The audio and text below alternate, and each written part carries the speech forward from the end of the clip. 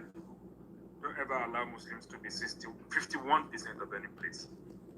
If they are, try to reduce the number.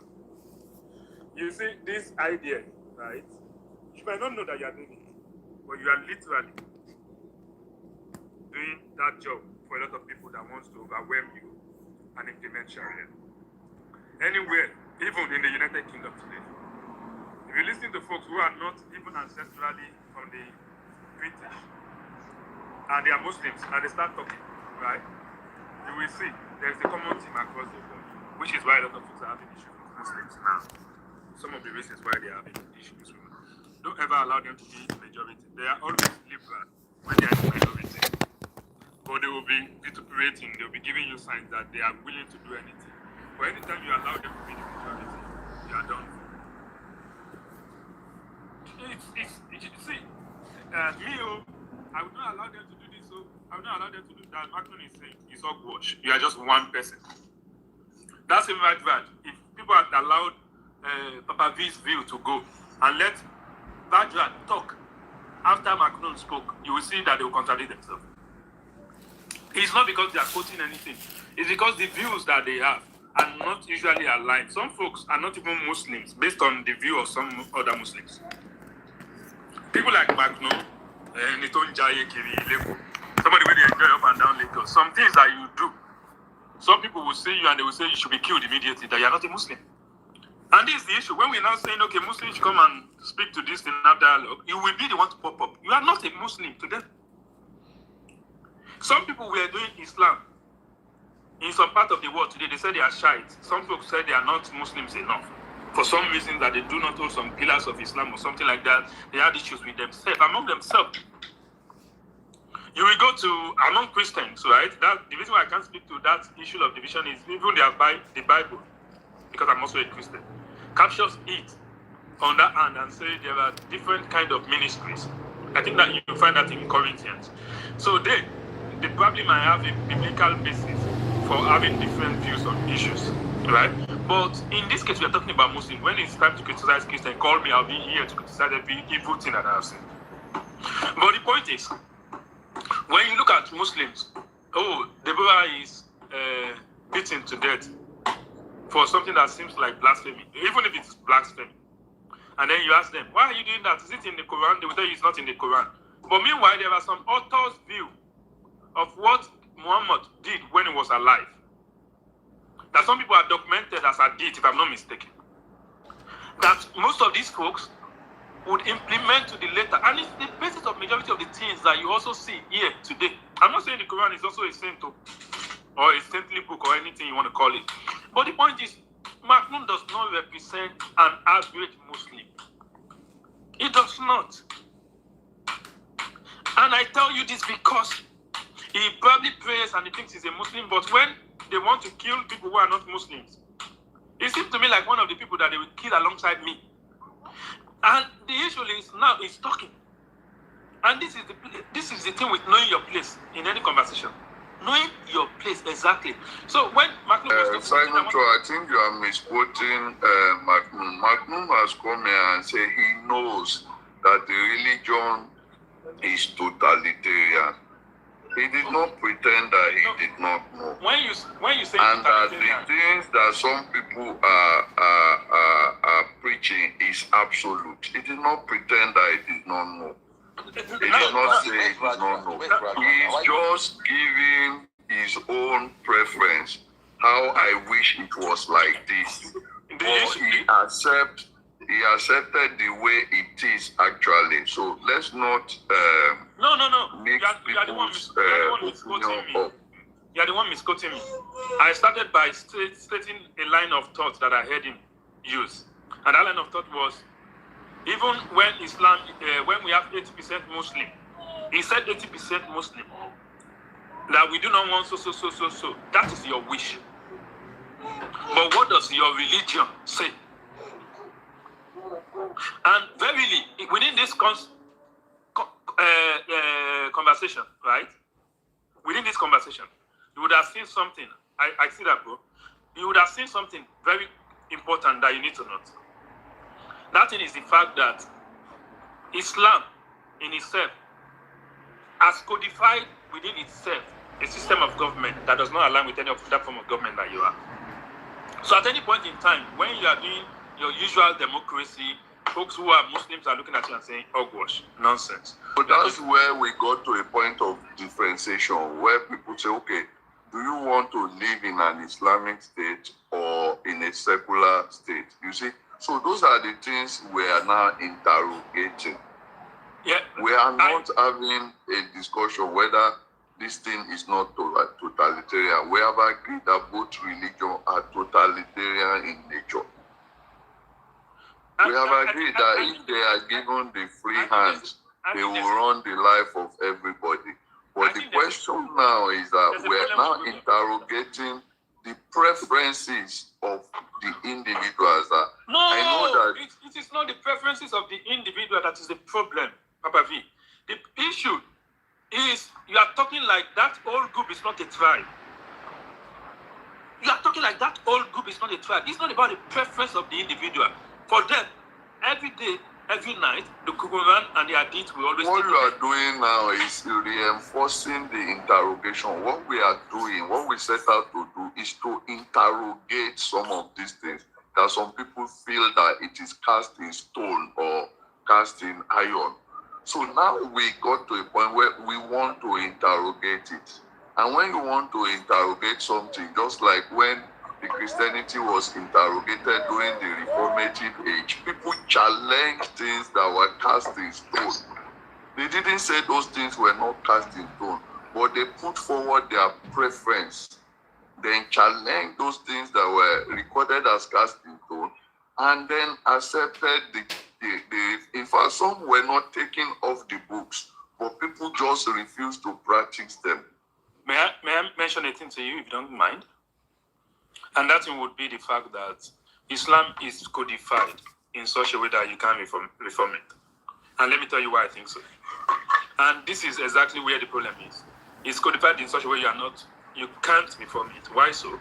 Because they tied everything around a man who lived more than 1,000 years ago. Is it 1,000 years ago? I think so. Yeah. They also do something sinisterly within everything they are doing, which is the fact that whenever you are trying to contradict anything in their deed, it comes out as blasphemous. And in the Quran. Now, what is the punishment for those kind of views? So it seems like we are, maybe because my tilt So is... you are not getting the argument. We know all these things you are saying. What we are now saying is, are you able to interrogate those things? That's why we ask people that, okay, what do you believe? Do you believe somebody should be killed for insulting the prophet?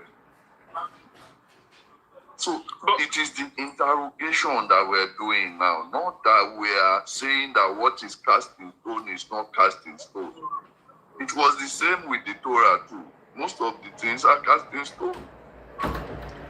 But the reformers came and challenged those things, and those things got reformed.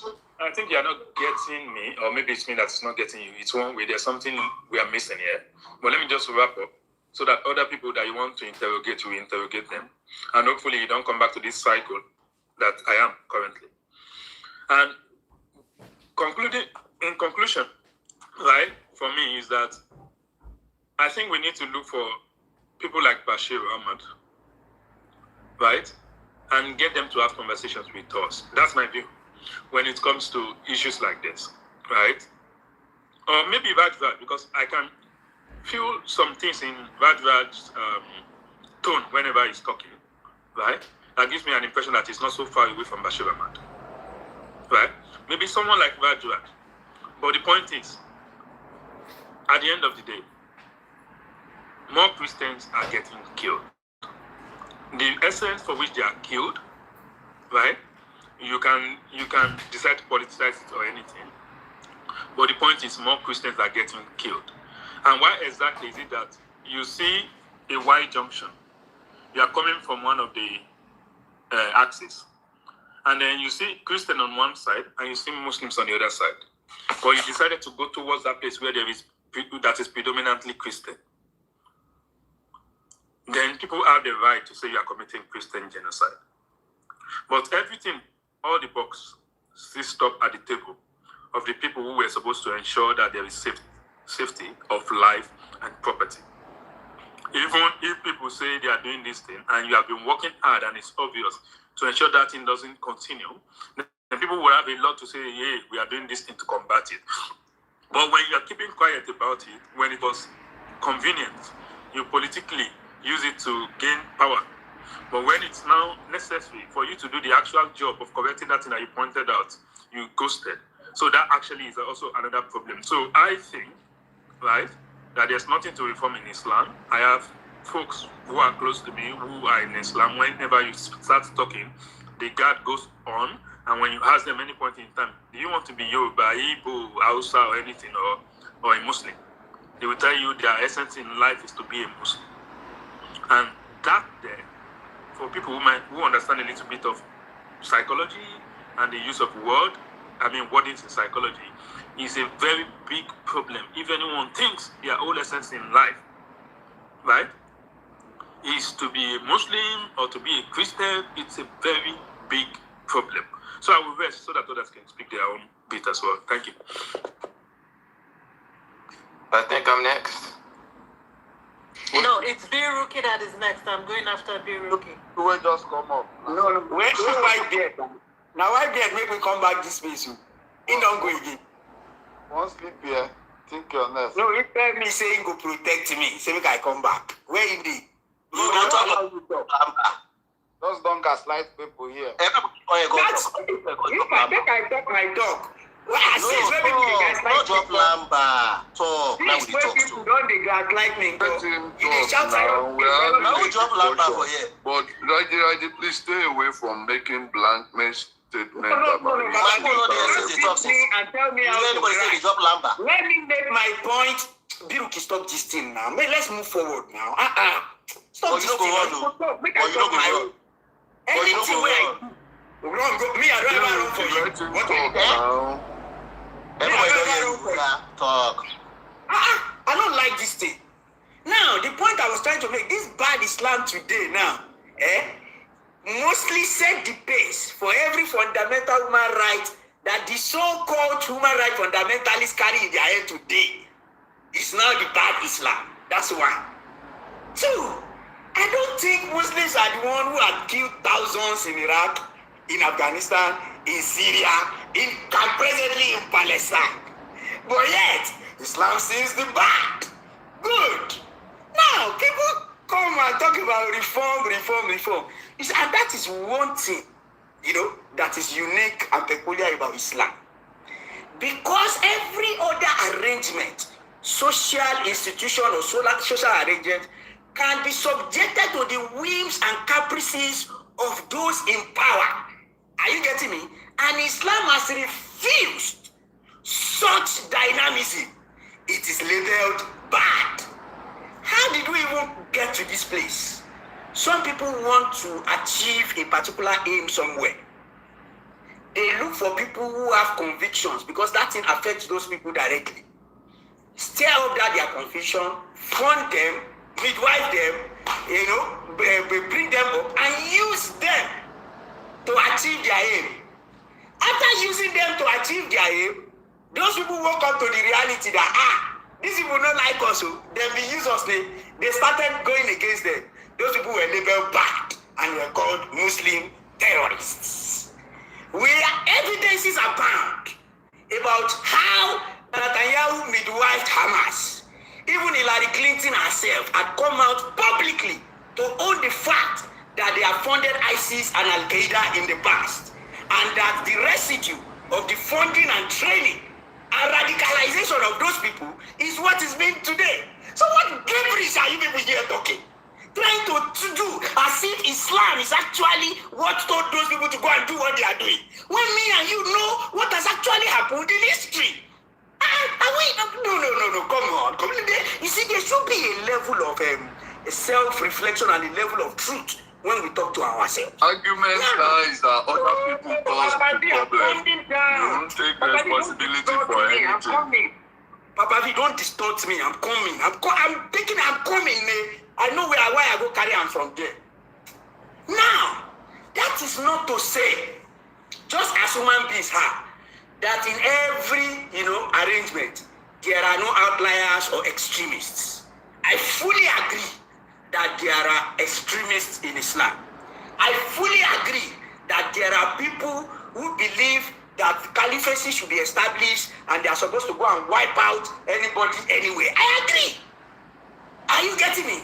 Where I have a problem is that we now come out to push an agenda in such a manner that everybody in that Islam is culpable. But when we want to talk about hip-hop, we will say no, let's talk about hip-hop, not the whole Igbo agrees. When we want to talk about the Yoruba nation, we say, it's Oyo and his people, not the whole Yorubas. But when it comes to Islam, it is all Muslims. Haba. Why are we this hypocritic? Why are we this hypocritic? On this Deborah matter, I don't think Twitter has been very distinct. How I wish I don't know how to search Facebook. So that you see my own tweet and a lot of Muslims, even on TV on this thing, where people condemned and said, no, this is wrong. And now that even brings me to the fundamentals of Islam. You see, there's something people don't understand about Islam and the intricacies. Most of the Islam you see today that is blown up, was the side of the Orientalists. Those who were not actually Muslims, but who had gone to study Islam for a particular ulterior motive. Then all they do is to go and cherry pick, cut, and throw things out there to give Islam the coloration they want the world to perceive it as. That's why you see every day Westerners going to the Middle East and going elsewhere today will come and say, but this is not what we were told about Islam. Today I'm converting to Muslim. Go and look at all the rivers. Go and hear what they say. Because the kind of Islam that was registered in their psychological consciousness is vastly divergent to actual Islam. Are you getting my point? Because you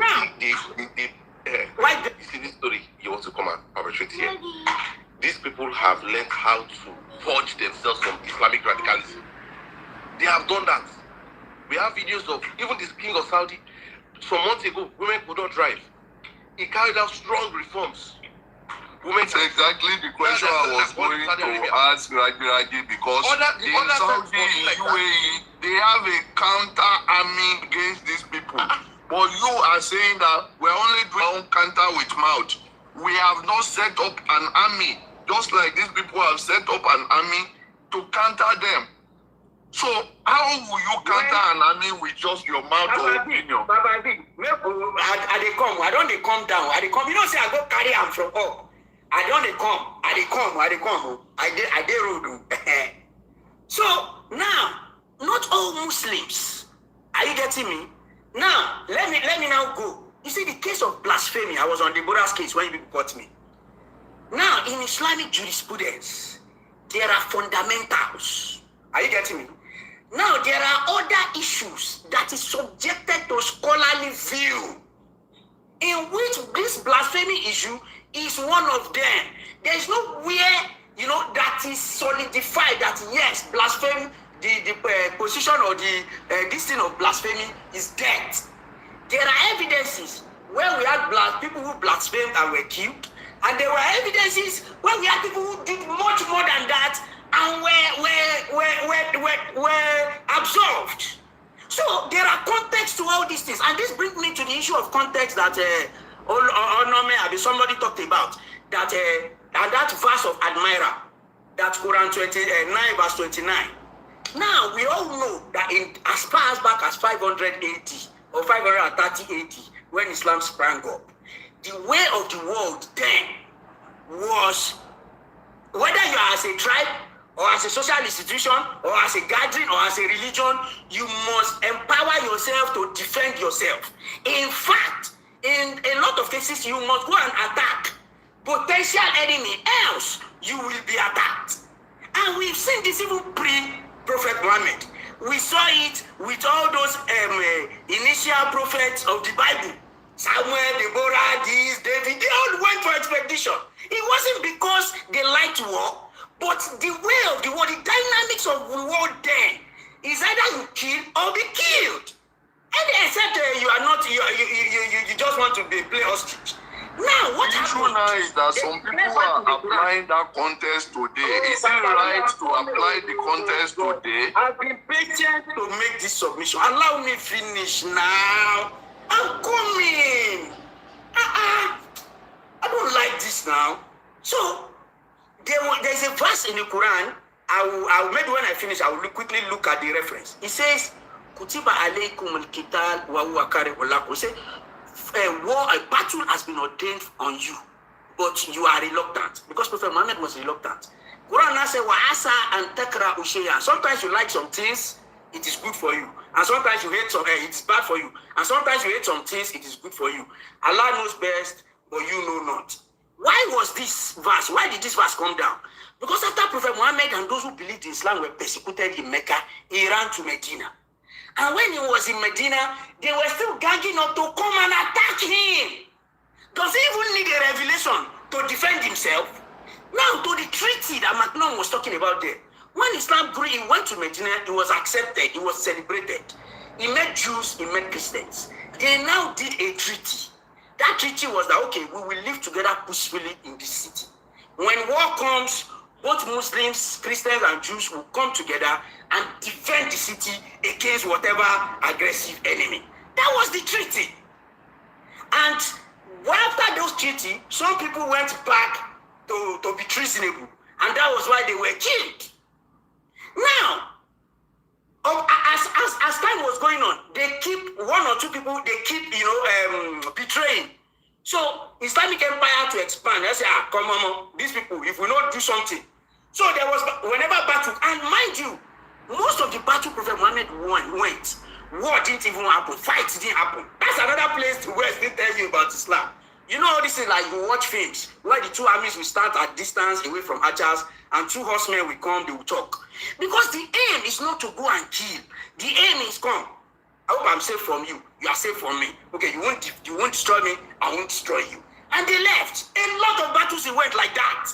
That fight, because the aim was not to go and kill. If you kill everybody, who will you convert to the Islam?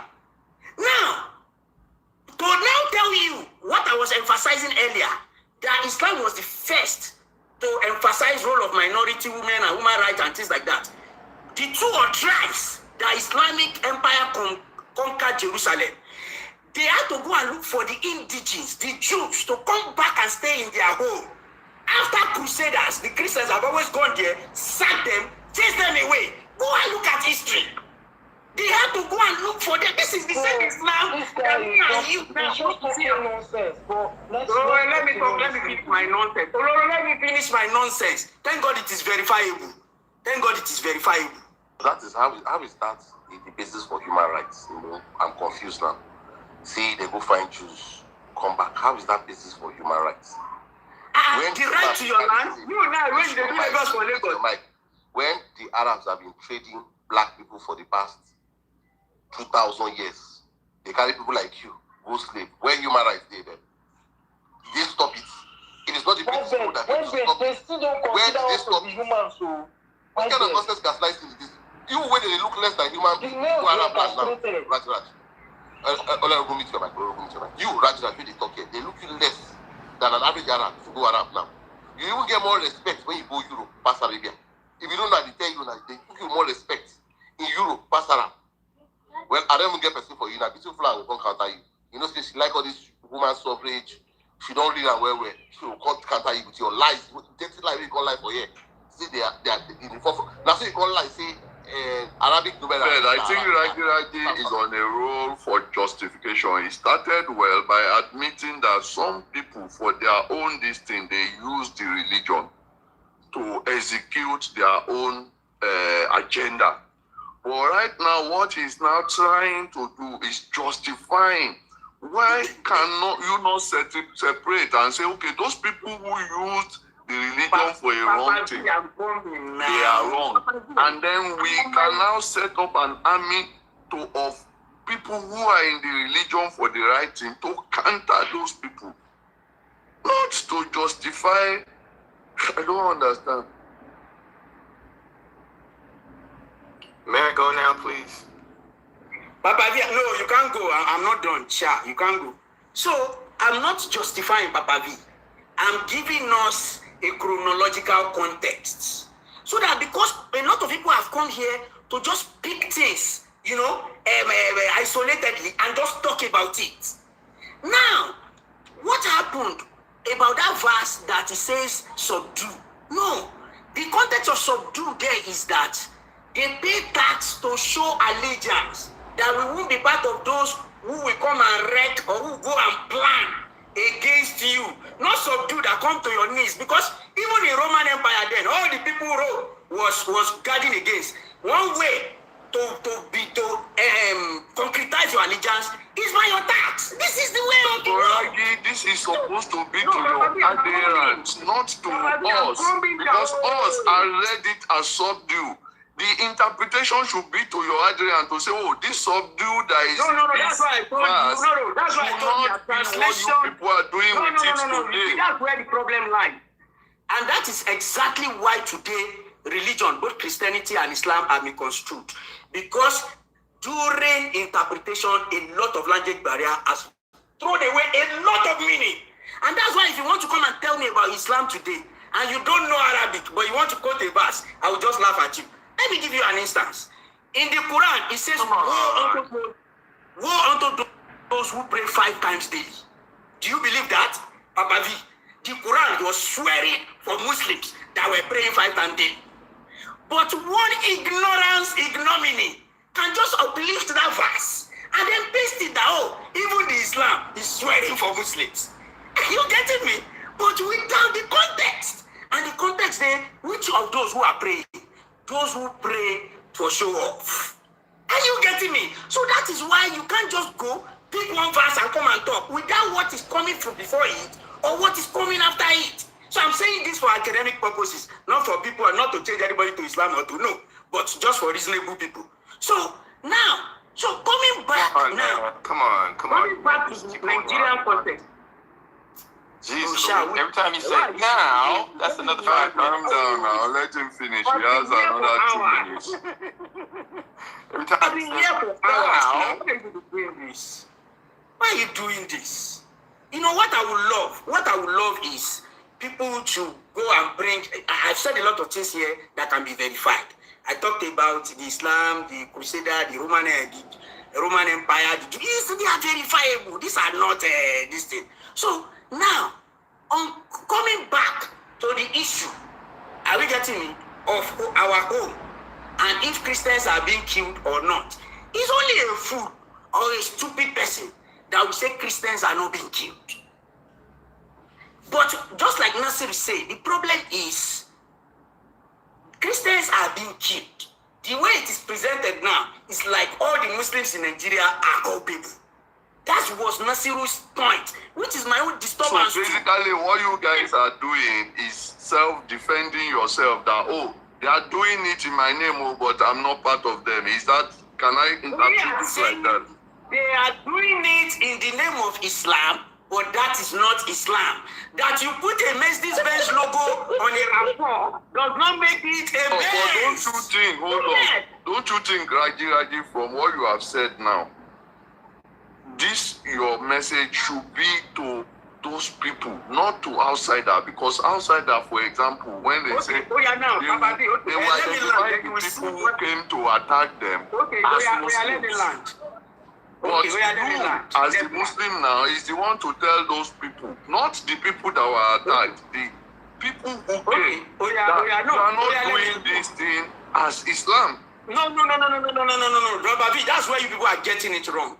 Haruna came here and spoke about 73 scholars that had died because they were anti-Boko Haram. And some that had to fly abroad. In fact, I know some personally that escaped bomb blast twice. In fact, if you don't know, at a point, Boko Haram were attacking mosques. Anywhere it is heard that there is Hutuba or sermon against them. So it is very wrong to just sit in your enclave and come and say, no, there are no people, others are with them. They are not condemning it. No. That's why it is painful, that, people sit at one side. People are not winning because you don't have enough army. Don't you look at it like that? That what?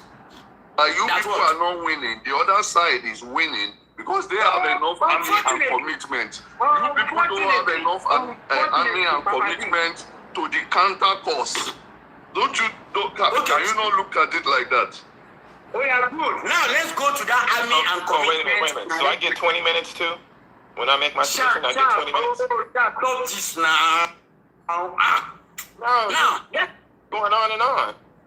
You are not the host or the host. You are not the host or the host. Wait for your time, please. There will be people here before you. Okay, you landing. There will be people here before you now. Just wait.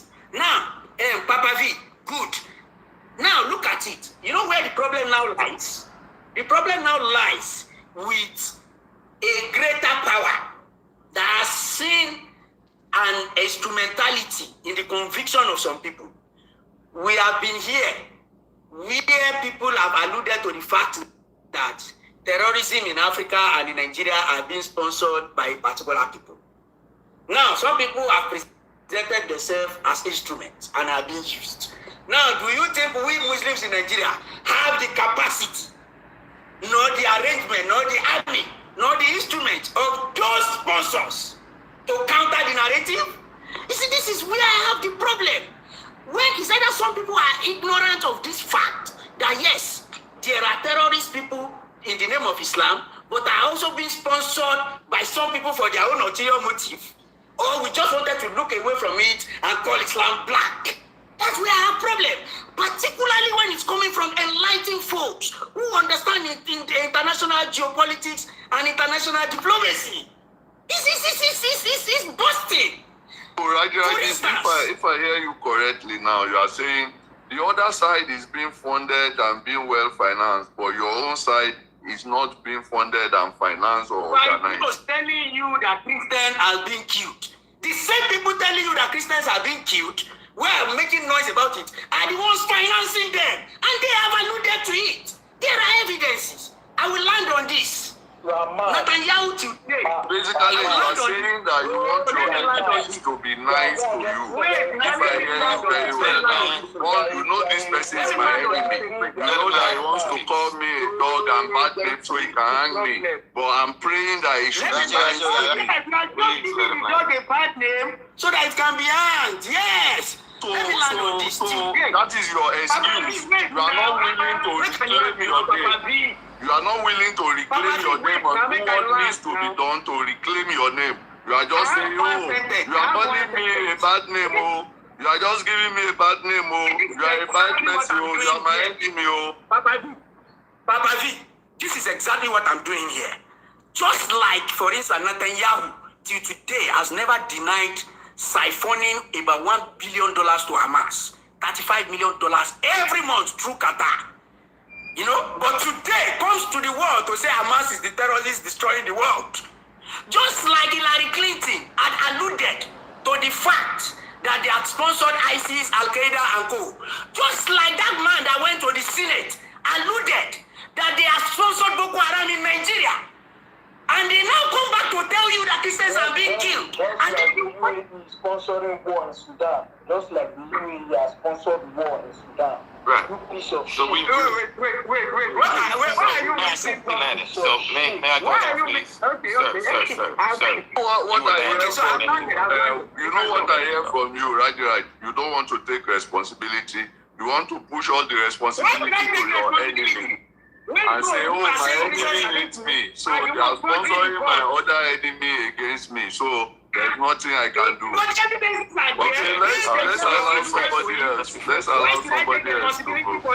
Thank you, Victor. Allow somebody else. I have heard your point. I have heard it.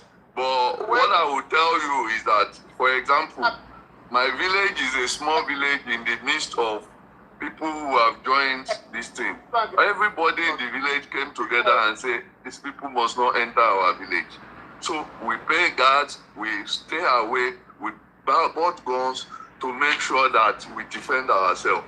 So if we just say, no, they are killing us, it's because we are people or Ghana people hate us, we will have been extinct by now.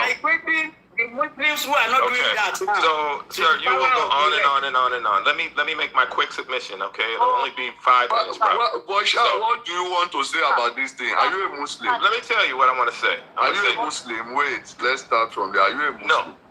No, I'm not a Muslim. So Are you let a me make my Christian? submission. No, I'm not a Christian. So I'm a exactly traditionalist. which one are I'm a you? traditionalist. I'm a Let Babalawo. him speak. Let I'm him a speak. Orisha worshiper. You want on agenda, So- let him speak. I'm a Orisha worshiper. So now, let me say this. First of all, excuse me. First of all, Islam came in wrong, right? Islam came in wrong historically. And it was created. Now, I'm going to start with a little history. Who's talking in the background? Can I finish? Calm down, Chief. Let him finish. We'll give him 2 minutes. Just let me go. I'm gonna be quick. Give me 5 minutes. So first of all, Chief, just let him speak. Let him speak. I'm not gonna talk if you're talking over me, dude. Let me finish so you can go. Before you. Right. You can't. Yeah. Okay. Just Well, give let me him just 2 go since I'm minutes, going. Chief. Calm Come on, down. give me 5 minutes. Right. So anyway, Islam has a history, right? And we've talked about that. My analysis really is from the bigger picture. Those last points that the guy that was just talking was saying about the Western world funding these insurgent groups is true. I believe that to be true. And this is the bigger picture that we as African people have to look at the bigger picture, which is aside from, we've got to be African before we're Muslim, before we're Yoruba, before we're Igbo. We've got to be African for a period of time. It doesn't mean you throw away your culture. It doesn't mean you throw away your ethnic group and your culture. It doesn't mean that.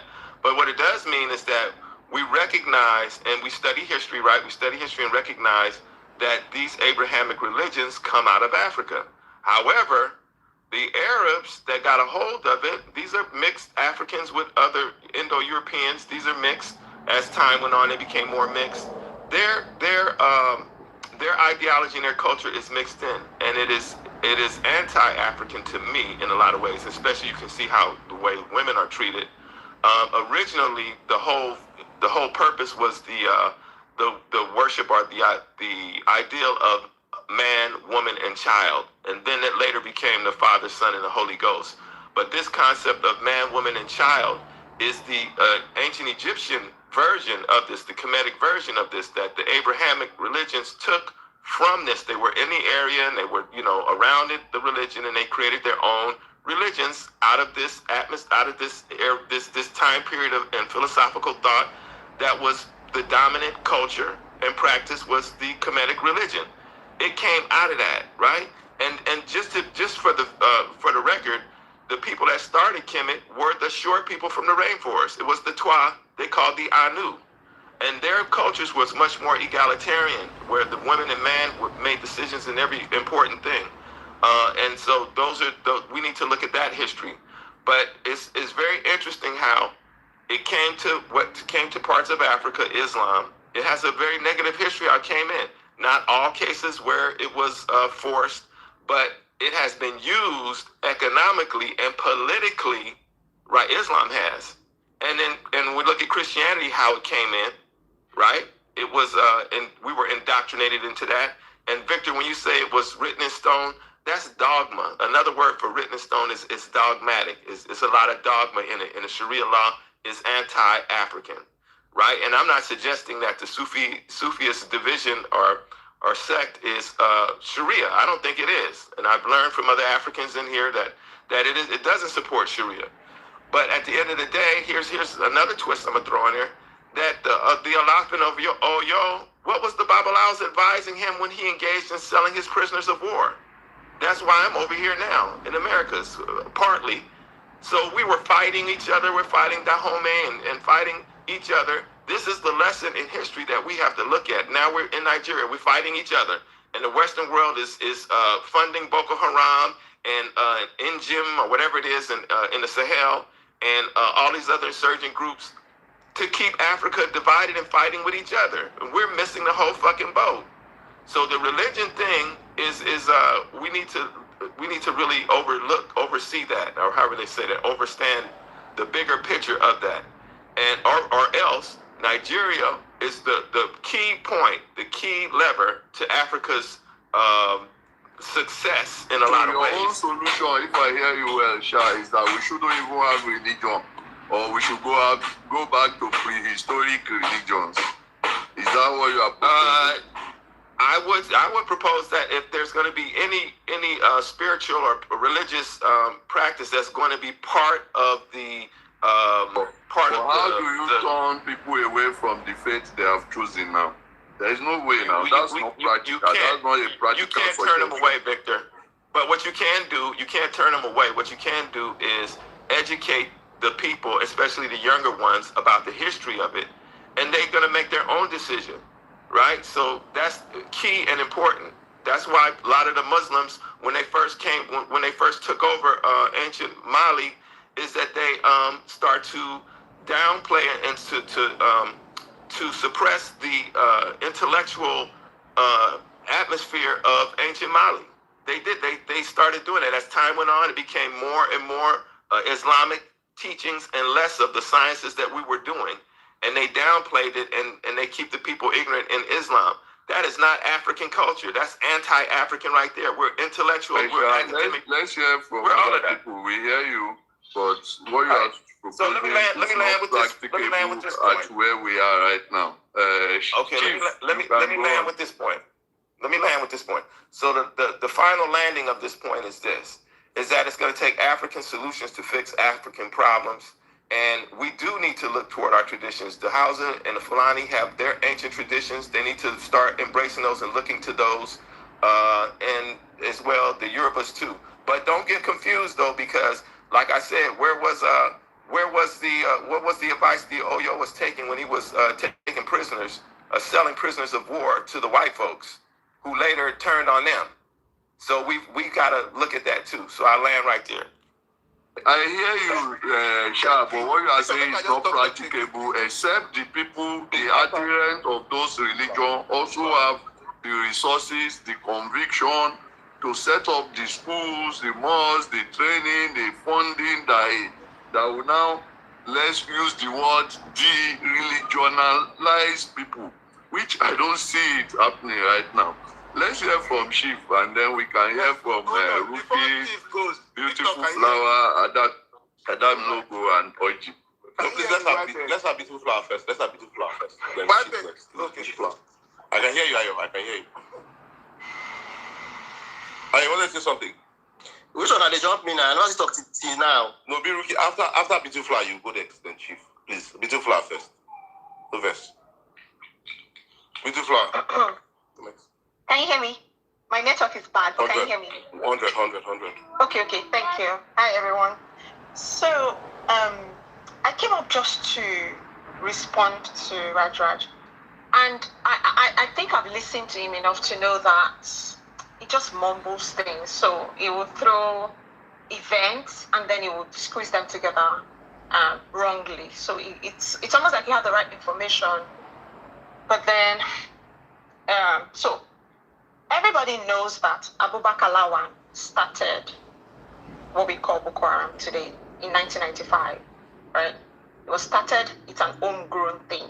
It's not somebody somewhere released a video and then they are the ones sponsoring Boko Haram. It doesn't make any sense. And then you jump to Bibi is the one giving Hamas money. Okay, but why or how? What was the agreement? So when you jump context and then you start talking, it gives headache. But let's just rearrange Boko Haram. That one I ain't consign us. You think they go on for Palestine issues?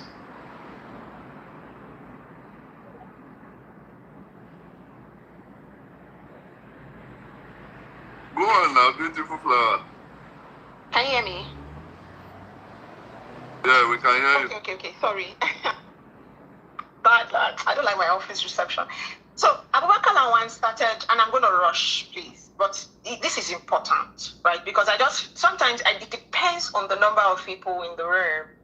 I think it's incumbent upon us to try to give the right information. And if you don't know a topic, it might be emotional to you. You can just sit it out and let people bant about it, right? But to now be giving wrong information is just poor. It's terrible. And it's not fair for Nigerians to go to other rooms and be repeating nonsense, right? So Abubakar Lawan started it in 1995. And it was called MYO, the Muslim Youth Organization in Maiduguri. There's a reason why if I'm anywhere in the world,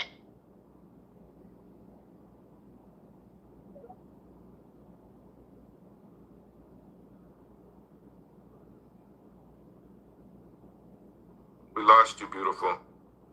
We cannot hear you. I think our network. Raji people are in your case. Baba V, please, I want to ask you a question. Is Islamic radicalism? I wanted to say, so as I was saying, right, now it was MYO. And this is important for you, Radra, to really listen. It's not a shade, right? Muhammad, this Abubakar Lawan guy, traveled. When he traveled back to Saudi, then in 2002, Muhammad Yusuf took over, right? And when he took over, Muhammad Yusuf, as you know, he traveled, came to Bornu, got married. You know, his father-in-law is there. Everybody thought he was a weird guy.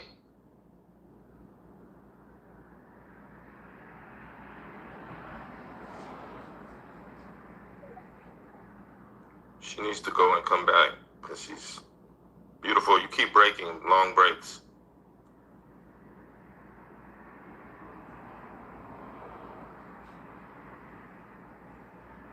Are you there, beautiful flower?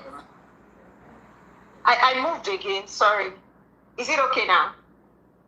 I apologize. Go on. I really do apologize. Okay, so what I was saying is, so we're losing the continuity. Yeah, but we're losing the whole connection of everything because you have these long breaks. So we it's like you have to start all over again. No. We can hear Abubakar Lawal went back to Saudi. Muhammad Yusuf took over. It will make sense. Don't worry. So when Abubakar left, he went back. So when he started that Muslim Youth Organization, they were young boys, you know, joining him. They loved him. Very charismatic guy. You know, I can say he was very charismatic, like Danfodio. If you hear these people speak, they're very charismatic. They love poetry. They know how to preach and bring people together. Now, when he traveled to Saudi back for more training, as soon as he left, Muhammad had joined in, Muhammad Yusuf. Then he took over the sect of the group that he left behind in Bornu. I keep saying Bornu for a reason, because we have to take responsibility to what happened and maybe how the government failed, right? And how the Muslims in that region failed, right? So let's stop giving responsibility to outsiders, because we saw this movement happen, Kuro. Now, in 2000 eventually when they caught Muhammad Yusuf, two people were fingered. Bujufoy is a known Boko Haram sponsor. He's a Nigerian. He was a commissioner under, I think it was Alimodi Yusuf, the governor of Borno at the time. And then Damagun, the owner of Daily Trust. It's your Nigerian Daily Trust. He was arrested, look it up. And $300,000 was traced to him. The same at Dubai or UAE that gave the list of Nigerians, the first person they fingered. We arrested both.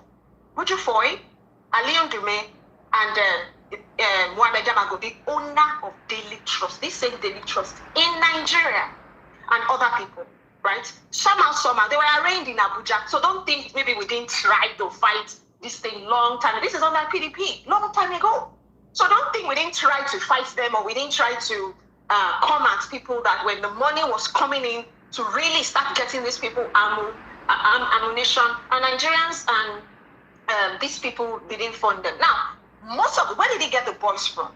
We have northern gangs, we have Ecomog boys, and we have ecology boys, because there's always a place to pull from. That was why I did that gang relation room on Kwara and Abuja. And then to see that, okay, when they started gathering and people loved them, listen, look it up again. It got so attractive. Students in Bornu were getting out of college to go to the bush to go meet this guy. Because it's not even in the bush. They have a place in Maiduguri there. I know the place. We used to go there. This is, before they destroyed it, then they had to separate themselves. Now, the main thing is separation, because they are against Western education. So let's even talk about, even the messaging and how it is that, what they subscribe to. And why is it that they will continue to target Christian? Boko Haram would kill Muslims, yes. If they feel like you you connived with the state, the secular state, or you were giving army information, or you were, if you're a bit empathetic towards maybe the group they are targeting, if you protected Christians, for example, right? Now, we know that they have two sets of beliefs, and I'm going to rush just because, Anyway, my point is, it was from Abubakar Lawan. He left to Saudi. Then he became Muhammad Yusuf. Muhammad Yusuf radicalized the sect. And Muhammad Yusuf was loved, right? He was accepted at first. People started joining him. That's when parents started becoming worried. And they were like, when you start cutting your hair and wearing this, because they had this white thing that they wear, right? And they started wearing it. And people knew that, okay, there's a sect, okay, maybe it's keeping our young people from being, idle. That's fine. People took to it at first, and then later it changed, right? Now, then he coined the name Boko Haram. Around 2009, I guess that was when problems started, to be honest. And people started rising. Of course, when Muslims want to debate, they'll be like, oh, there's this Alpha that debated him. Pantami debated him. A lot of people debated him. He's on YouTube. Go watch it. Yeah, people debated him. The guy was preaching around mosque in the north. In fact, I was aware of all those times. So who arrested him? That time he was preaching or whatever. Did they know? What are you talking about? Why were they giving money? Why were they supplying goods and rice? And because you know how they start. Beautiful flower. What I think at that time is that people think that they can out-debate him because there were lots of debates going on. A few but they knew what he was doing. They knew what he was doing there. They knew what he was doing though, right? Because they themselves wrote and complained, right? Oh, of course, the effect has existed in Saudi. There have been a problem even to the Saudi government and in the Middle East. The Salafis have always been a problem. And that's where they got funding. So if you want to talk about funding, right? I mean, the idea that... you agree that we can draw parallels with this and the way ISIS and Al-Qaeda were formed. You agree, right? So what does that mean? Yes, nobody disagrees with the way. Why did you now? There is an ideology. There is an ideology in the religion that they are latching up to. That is the argument. Wait now. It doesn't matter. Wait. It doesn't matter how they started. So if you knew this background, why didn't you give it to homegrown? Like, listen, we started this issue. It's a issue. You want to have done the rest, okay? I'm thinking I'll jump in. It's an issue where... Can you allow us? You don't remember Zaki too was like that. He was an economic student in ABU.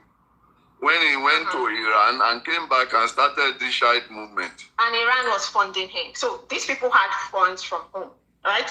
Alhaji Buju Foy, ex-commissioner in Borno. Bunu Waki is one of the richest Borno son of the soil. He was a Borno-based contractor. He was a funder. Muhammad Ali Ndumi, but he was a Southern Borno senator at the time. They were using this voice. So this is where politics might come in a little bit. You see a boys organized. You knew they had a religious problem because the discussion has been ongoing. There was an election in 2003, for example, right? But Ali Modu Sharif, the one who gave these people legitimacy, because he promised them two things. He was going to open a religious commission under his government if he won, and he was going to institute Sharia. This is where the problem started. When he won, they helped him win. He used the boys for election, what they do. 2003 election. Give them a commissioner, which the father-in-law of Muhammad Yusuf was, Baba. So, was commissioner for religious commission. Because he had promised them Sharia. He had promised them Sharia at the time. So you can imagine 2003, how many years ago? The problem was, as a politicians, they come give you promises, they lie. The guy won. He did give Buju Foy, right? So it was Boko Haram that gave him a representative, and then he did open the Commission for Religious something. That was the first religious affairs, Ministry of Religious Affairs. The first ever in Nigeria was in Borno, to placate them and thank them for their services. Now, Muhammad Yusuf he had this guy with influence. He had ultimate power. He will go meet with them like, hey, when are we going to have Sharia in Borno? When are we going to have Sharia? And he started having that back and forth. And when he now realized he couldn't get his way, right? He now told their representative, Alhaji Buju, to resign and stop working with Ali Modushere. And then problems started, right?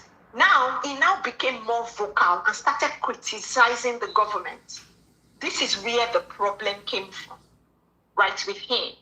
Now, in after having sects, we have the Yan Kalare in Gombe, we have the Yan Dabayan in Kanu, we have Ekomok boys in Borno and Yobe, we have Damagum boys in Adamawa, we have the Bani Israeli. So these are different boys that they pull from, and this is where the sect starts from. Boko Haram, it's homegrown. Let's get that clear. It's an Islamic terrorist sect that was homegrown, sponsored by Nigerians in Nigeria. So let's not do this. The instrument of the West is not homegrown. Tell me one. So why didn't you say it was homegrown? Why did you say, oh, it's being sponsored by the West? I make my submission here that some people have made themselves instruments. It's not about making yourself. Don't do that. Don't do that. Don't say some people have made themselves. The belief in the faith.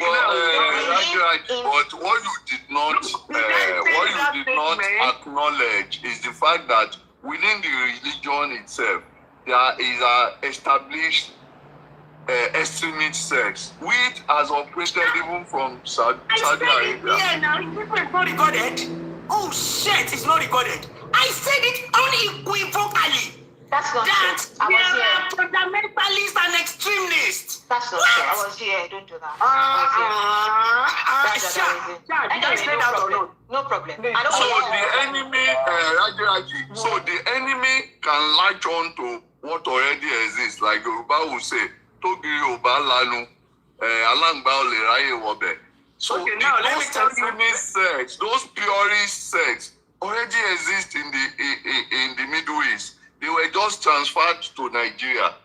Those people, all the people went to train either in Iraq hold on. Let's link the funding. So the 300,000 that I mentioned, that was linked to the proprietor of Daily Trust, Mohammed. I'm giving you names now, right? I'm giving you Alhaji Bujufoy, Bono Wakil, Mohammed Ali Ndume. I'm giving you Bono Wakil and 91 others were arrested and arraigned in Abuja. So the reason why I'm giving you court cases is for you to see that there are evidence in Nigeria as far back as the 2000s, right? Even under PDP, if you want to politicize it, right? Trying to get to the bottom of this issue. Now, what was the problem? 300,000 is a lot of money, right? So you cannot just tell me that it's not traceable or you can't find it. Anyway, that money was for training. It was connected to this man in Daily Trust. That was when the training started and Nigerians were shipped to Mauritania. Because remember, these are just regular boys. They don't know how to handle, weapon at that time they weren't recruiting engineers, people who, because listen, don't think Boko Haram people are just illiterate. Beautiful flower. That's why I think that it was the government that mismanaged it, especially Yaradua. You guys are just reinforcing my point. Okay, let's reinforce your point. No problem. Raji, I'll reinforce your point. No problem.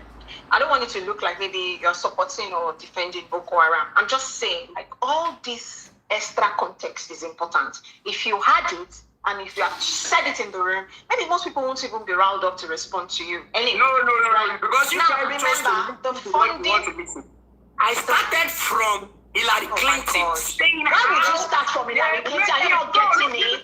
Wait now. Hillary wasn't doing anything in 2003. She wasn't doing anything in 1995. Why would you start from Oyibo when your homegrown people are there?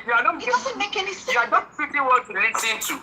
I started from the fact that Hillary Clinton came out unequivocally and said how they recruit midwife, trained and funded terrorist groups. And Boko Haram has every money came in. They were able to bomb. You guys remember the bombing that happened when they came to Abuja? When they bombed UN headquarters, bombed police headquarters. Where did that money come from? Right?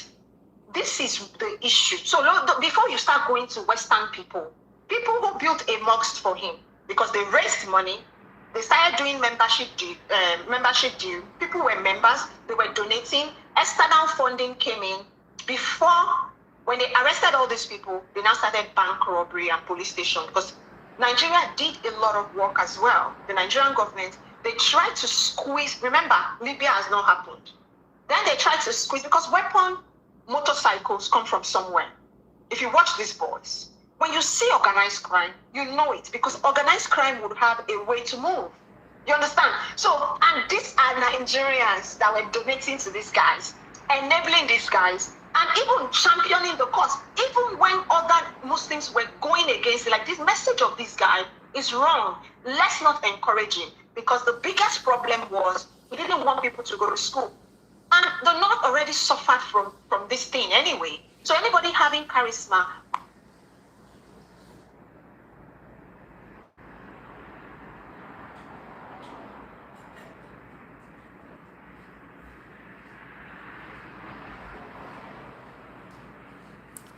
I can't hear her. Is she still speaking?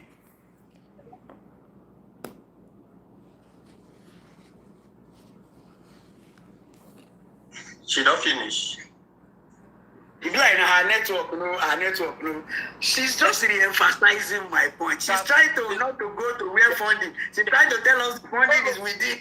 All over the place. Never stop lying. She never The Al-Shabaab, the Al-Shabaab in other African countries, they are also funded with it, but when are they teaching for themselves? your point. What the time you like woman? Raj, I swear to God, I will drop you. You come here, you cry, people are not letting you talk. We gave you a full-blown 10 minutes. You had a full 10 minutes conversation. Nobody disturbed you. We listened to what you had to say. Little Flowers, I was actually listening and following.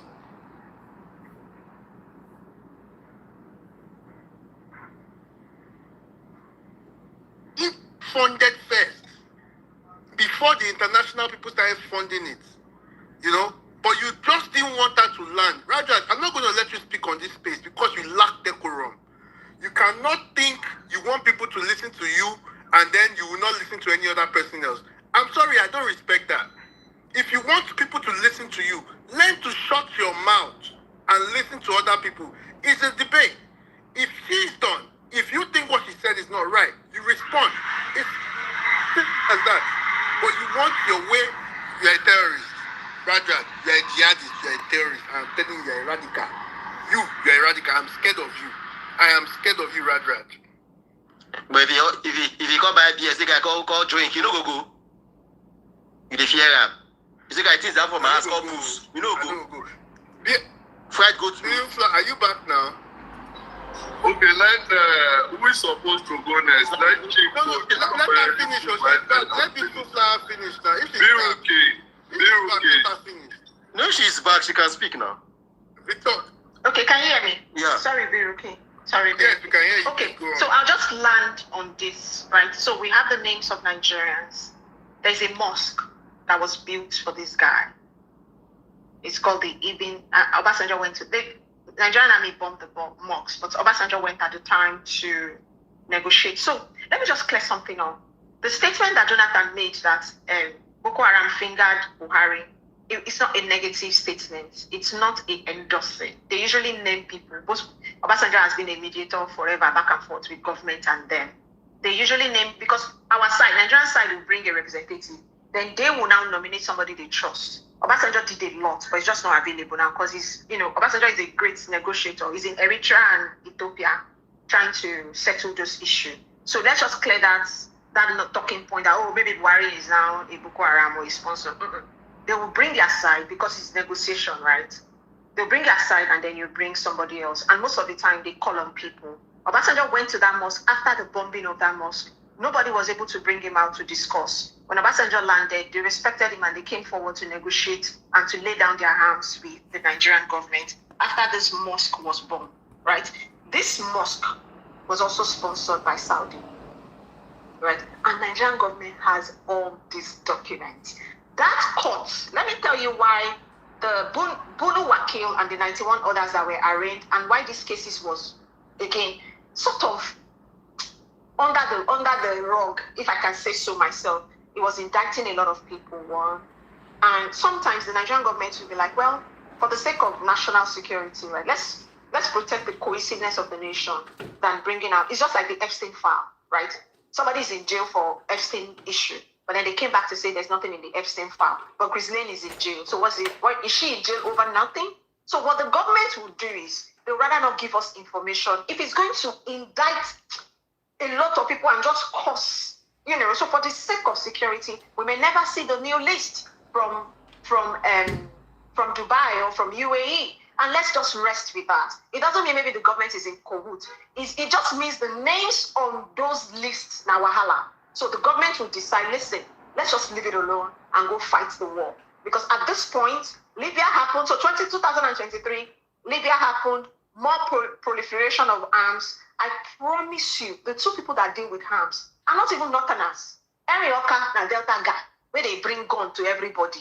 The other one is a Yoruba guy and 3 Igbo guy. Now Southerners, the gun runners in Nigeria. So let's not be doing all this because by the time they finger everybody, maybe it's good. Let them expose everybody. So everybody will know, say, okay, everybody's involved. And we can rest. And everybody can go fight, Boko Haram at this point.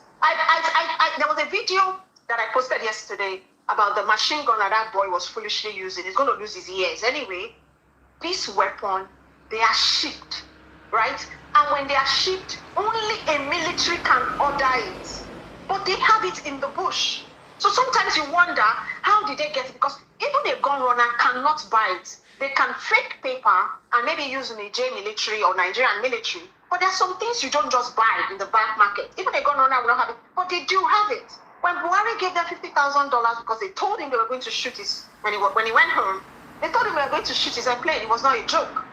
Then he settled them with $50,000. He did give them money. This is how they make money apart from kidnapping, robbing banks, robbing police station or barracks. Anytime you hear they rob barracks, it's two things. It's either they indeed rob barracks or they now have ammo and they need to attack a barrack as excuse as to why they have those ammo. You guys see the cover?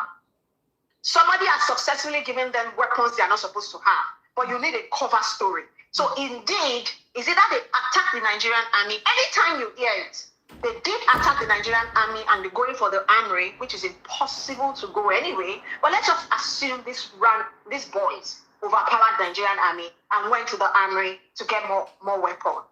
That's a cover story.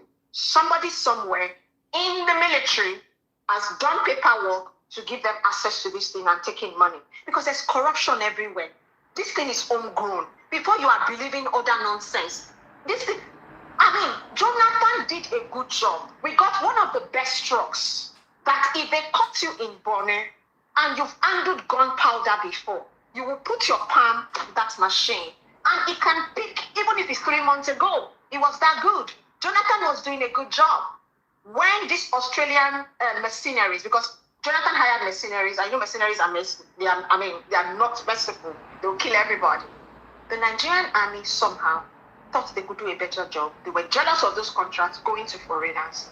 Then they started instigating and lying on Jonathan that, he's killing youth, he's killing Muslims. They did that same propaganda to stall that progress that he had. They cancelled all those contracts and gave it out to Nigerian army. Now, why were they where we did today? Because those people are also encouraging this war to go on. When there's war or conflict, there's a lot of money for every contractors to make. Now, we used to send our soldiers abroad when we buy any new equipment. So it doesn't matter how many Tucano jets you buy, how many Nigerians can fly them. You buy all this equipment, they stall training. Or sometimes you train them, all the equipment are just covered with tag. You can't even use them because nobody can. And then they promise that they will train them. They don't. Sometimes they do. It just depends on the government at hand. I promise you, the Nigerian army is also complicit in this nonsense. So if we want to be honest to tackle this issue, it has to be homegrown. Thank you. Oh well. You don't finish. But I've said it that he be like say not reach that way we could divide this country. We reach that place. Well, yes. Talk, I can't remember. Say it. I said that's not your guy go divide Nigeria. I don't mind. The way they go now, I don't mind. I don't mind. I'm saying I don't mind. I've been saying this thing since that he be like say everybody go pay Papa name. So at least people the dead don't have on Nigeria matter. People don't die, they don't have on Nigeria matter. I think I talk with our Wait. If go back your village. You will carry your CFO, go your village. You will come apply. Say, okay, I get property. Okay, we'll go say, okay, we will give you visa, 20 years. Come back, investor visa. You will deal with us. We go vet. No, we know who they. You know where they not. Go back not. Everybody did their day. So at least probably we go rearrange ourselves properly. So if I see you, say you know they familiar, they carry you. We go just cut up across the river. Everybody go just say, if I pass for potential, I don't enter this place. So I don't enter Jeba bridge for Jeba bridge. I don't tire. Just them Abuja. I don't tire for this problem. I'm tired.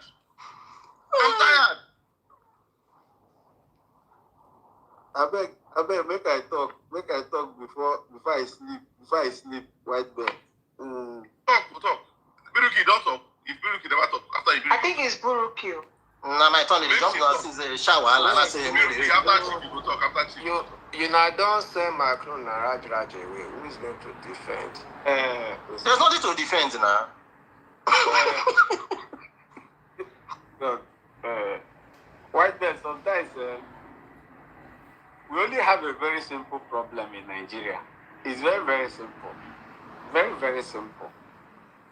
When the likes of Chief, sorry, you see, now it vex me about these people. When they come online, they tell me about you are trying to divide this country. I am not trying to divide this country. The people that are trying to divide this country are your people that you are supporting. They are the people in government that you are supporting, not white beard. Not white beard. White beard. You're coming to set this country on fire. Who they say weapon? I mean they say weapon. Where I want to set this country on fire. See that the contrast player they use, they go set country on fire. I mean you. When they support person, when they say weapon. You when they carry bomb, they blame me. They will say bunkery. I will talk about bunkery. They will say you want to set this country on fire. Oh, you shouldn't talk about it. See that I mean a bunker. See that how many oil vessel I get? How many oil vessel I get? People can't revalidate yourself, and that stupidity you parrot on the timeline that people are trying to divide this country or scatter this country. If you want to speak truth to power, speak to the people in power, not me. Speak to the people in government. Speak to the people that have monopoly for violence, not me. I'm an ordinary guy just trying to sell house in Lagos. They talk with I see. But no, now white beard now when they talk, white beard is trying to divide this country. People when they carry gun up and down, you don't go follow them talk.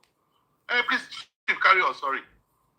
Okay, thank you very much, my brother. You know, in time like this, we get to know who are the lovers of Nigeria. I've identified the lovers of Nigeria in this platform, and they are now my friends.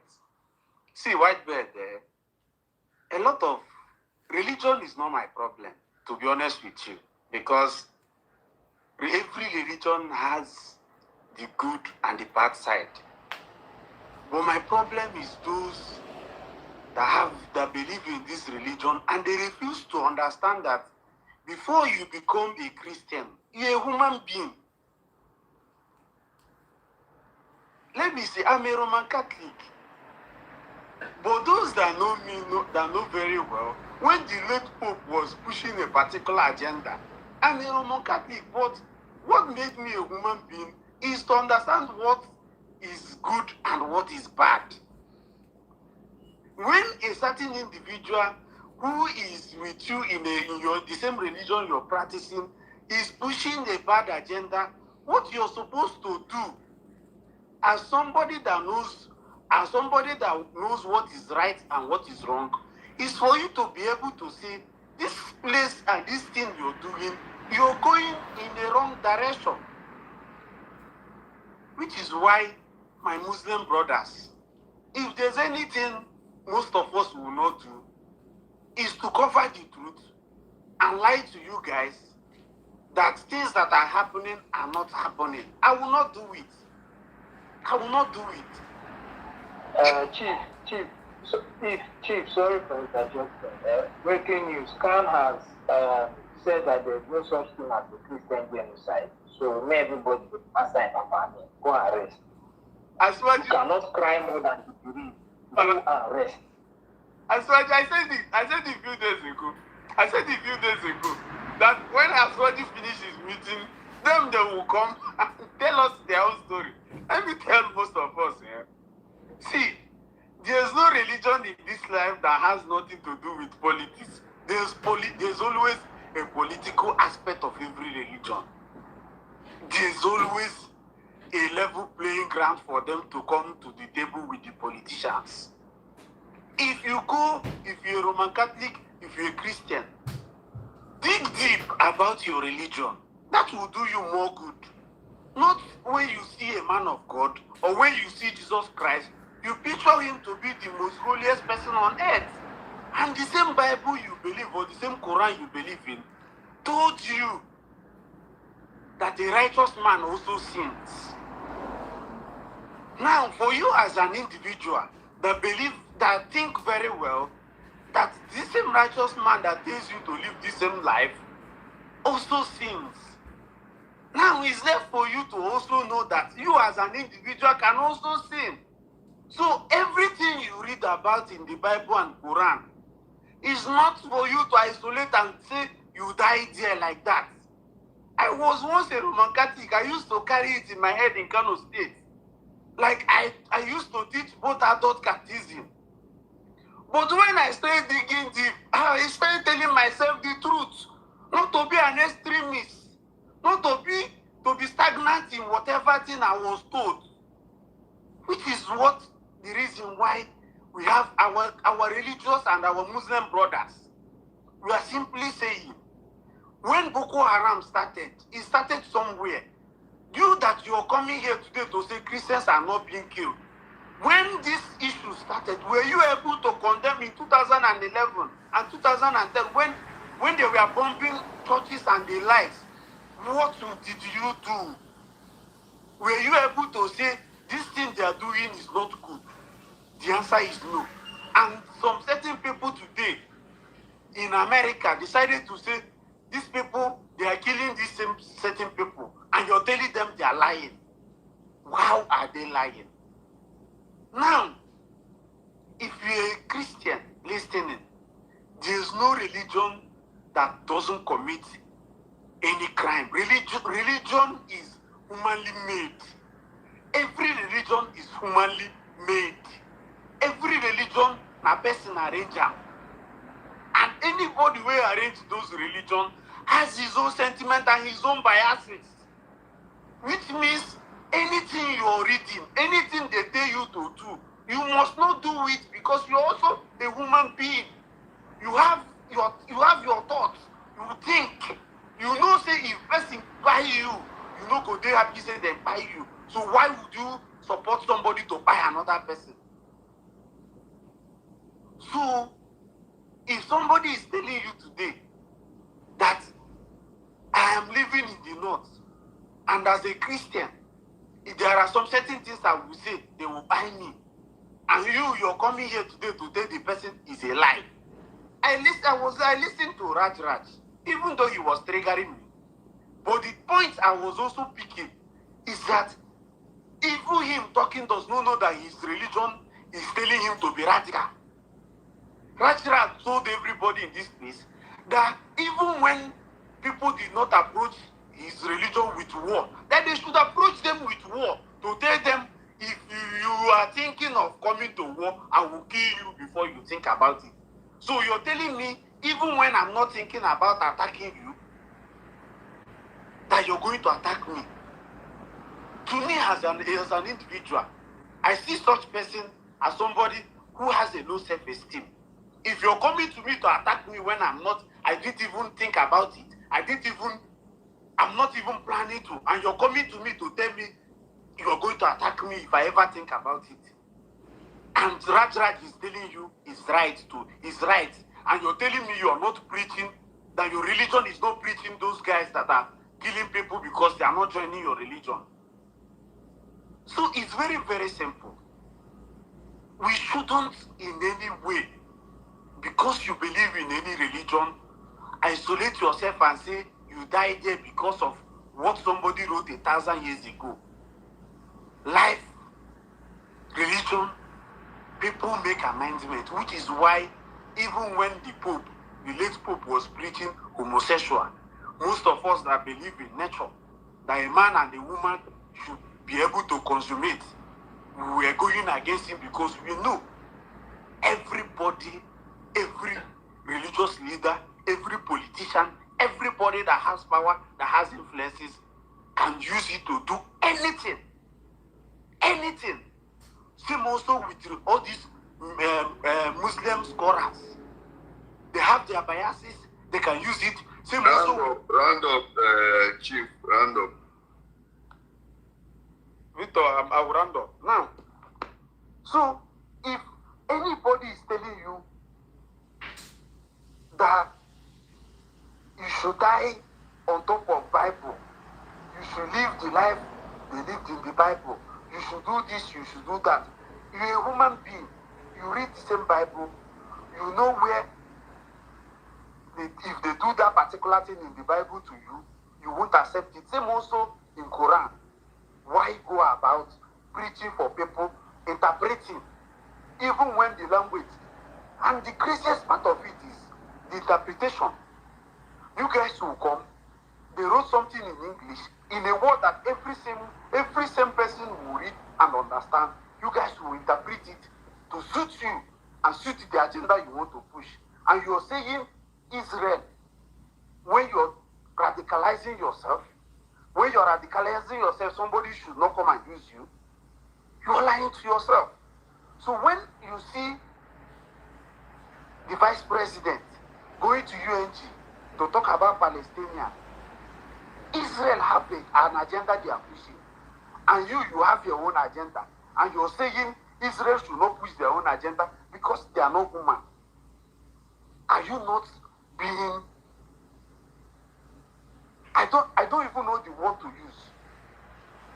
You are telling Israel not to protect the Christians they are pushing agenda with, and you're also saying you want to protect the Palestinians.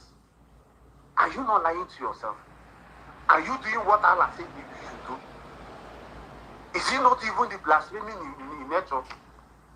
When you're telling Christians live this way, and you're telling the Muslims to live other way. So it's very, very simple. If you want your religion to be flexible, if you want your religion to be accepted, there are ways you go about it. You don't force it on people. I'm a Christian. There are some certain things Christians will do. I must, as a Christian, as a human being, go about telling people that this particular thing is an extremist movement, which you should not adopt.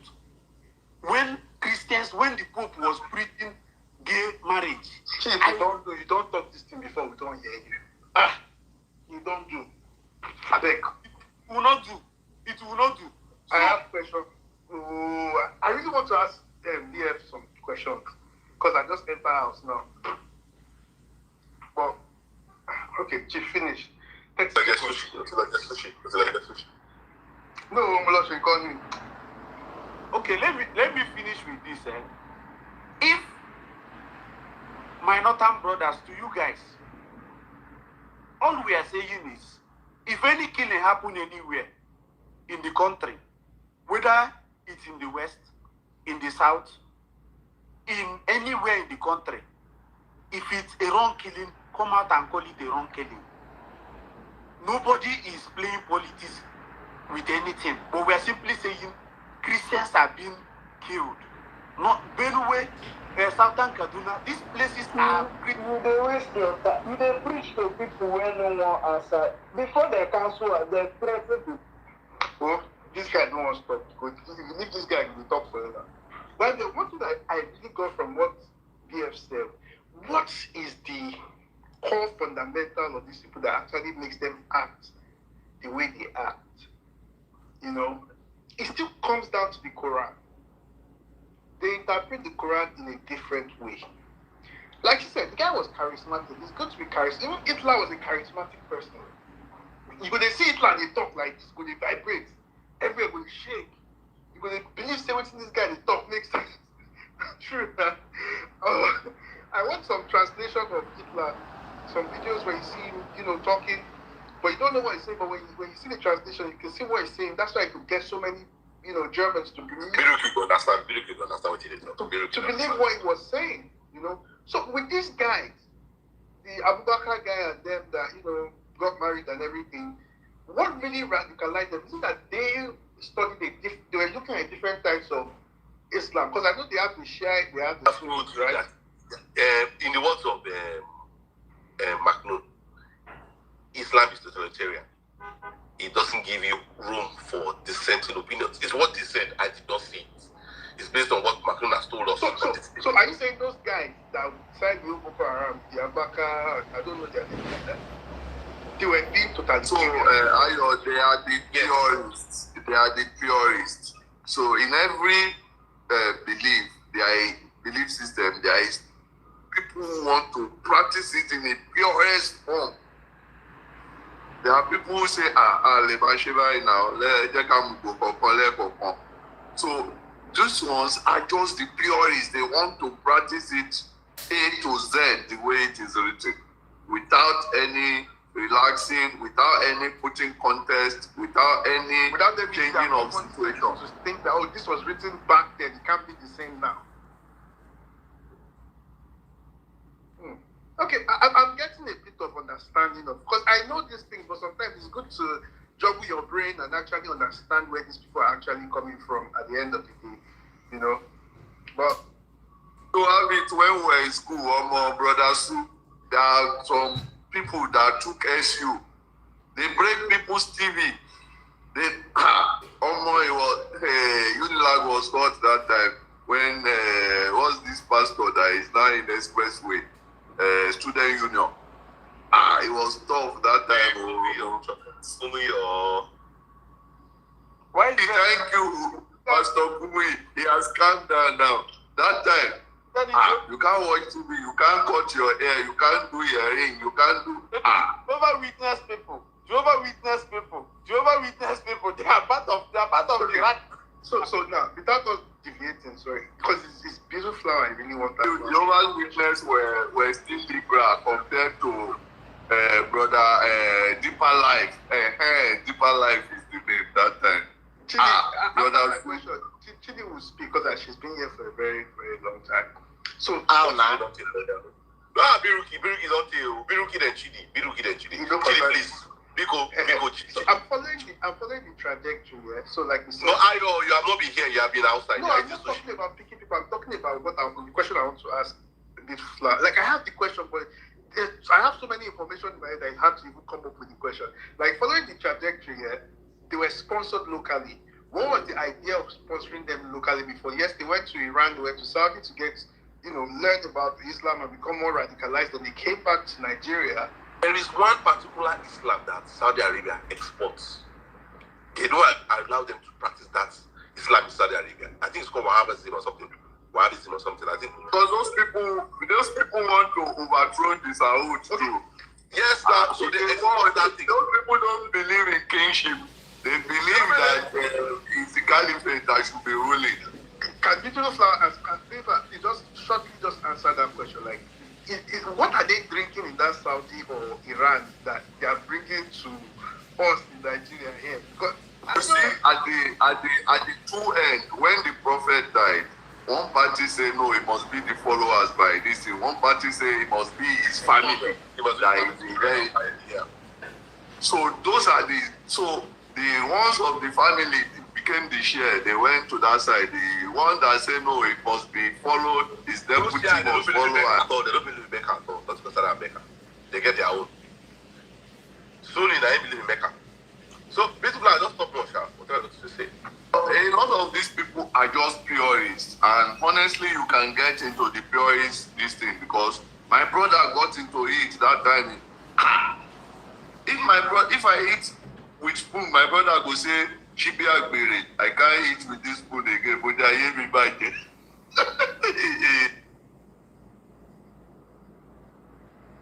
Beautiful, are you there? If you're not there, let's have Biruki. Oh, Biruki, go. Biruki. Okay, Biruki, go ahead, please. Okay, can you come out there again? You come and listen to my grandma. You don't dash me money. Anyway, good evening, everyone. First, let me just clear up some issues that be flying around. Let me start with the issue Oga Victor raised. The issue of the clerics versus the royal house. Actually, the problem is not that they don't want kingship. That's not the issue. The issue is the changes they are trying to make. That's where the problem lies. I repeat, the issue is not, yes, of course we know. There must be some Christian inside family. Everyone may get Chris, we know. But generally, their problem is, you are the king. You want to make changes. We don't like this, we don't like that. That's where the problem lies. King, they handle politics, they won't control religion too.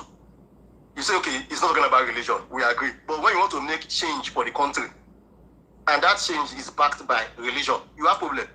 The same way women sit down house, you say, may women go drive motor for outside. And the clerics are not saying, because of religion, this is why we make this rule. And you are not saying, because of politics, there must be a clash. Guess what? It didn't start today. The third king after Saud himself, Faiza. You can look at the movie, The Boy King. They made a movie about him. Now then create OPEC. They assassinated him. If you don't know it today, they killed him. Go look up all the modernization of Saudi. He's the one who did it. They murdered that guy. They were so. Is it I forgot the exact words they used for it. They took over some of their mosques now. Maybe you've heard of this. They say some Mujahideen went to Afghanistan to go and fight. Now those people, they had buried them in Saudi Arabia. Then they pursue go. If you don't know it today, look it up. The groups that went to fight in Afghanistan, who were they? They were people trouble in Saudi Arabia. They just pack all of them, go dump them. They were telling us there were some calls, some people they train, na lie. The group causing trouble. They were expelled to Afghanistan, not them. And then they now return back again. The problem has always been there, this issue of modernization. And like, for example, like someone was asking you slave trade. So Spain that stopped slave trade in Saudi Arabia. The man that was killed, I think it was 67 he stopped slave trade. He banned it. Did they stop? They are still doing it today. You know and I know. In different Now that have large now, see you they talk of humanity. Make it go Libya now, they go sell her for Libya. Make it go Libya. They go sell her for Libya. They go do us for. Nobody wants to like they go sell her. When you work for farm, he pick tomatoes, the eye go clear. He never know yet.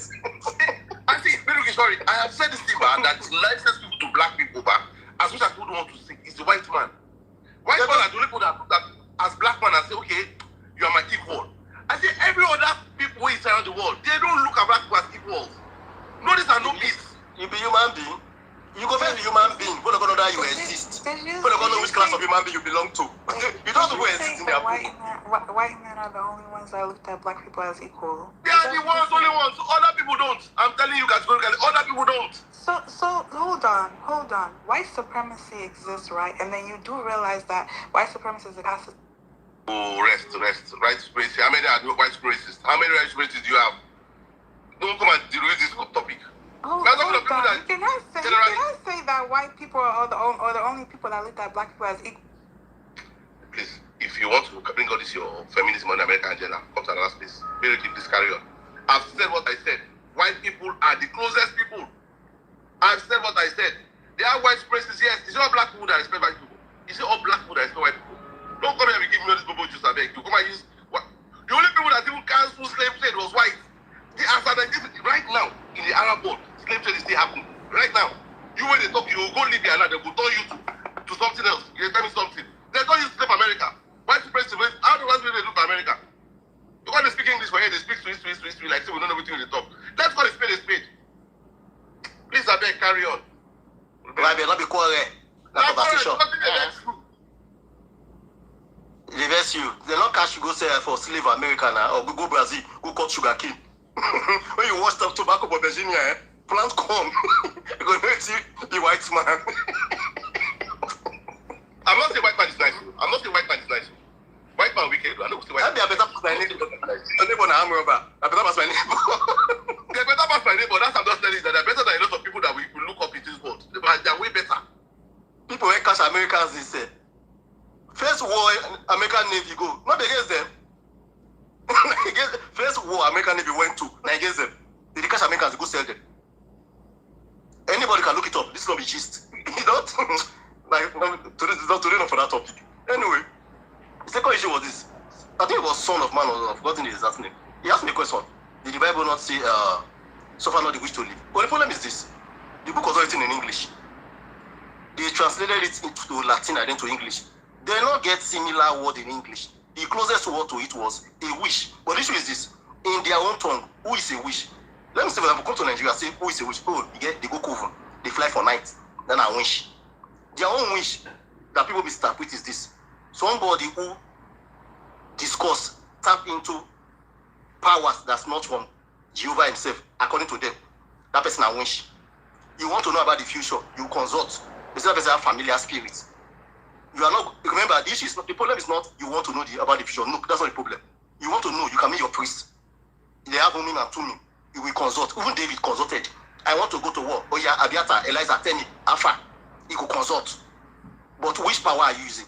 That's their own idea of wish. So the problem is, remember their own commandments. Thou shalt not do what? Worship other gods before me. I'm a jealous God. You go break a law, you go pay for the fuck up. That's their law. Now move forward. Are you telling me wishes are not in the New Testament? Go to the whole Act of Apostle. How did they deal with wishes? The girl, I think it was it Paul? The girl that was saying, oh, these are the messengers of the true God. Listen to them. Paul not slap the girl. He just cast out the spirit, that's all. He not shout, he not slap, nothing. Just cast out the spirit, that was all. The people who converted in Ephesus, they have the book of magic. No, they did not insult or force anybody. They did not match anybody at all.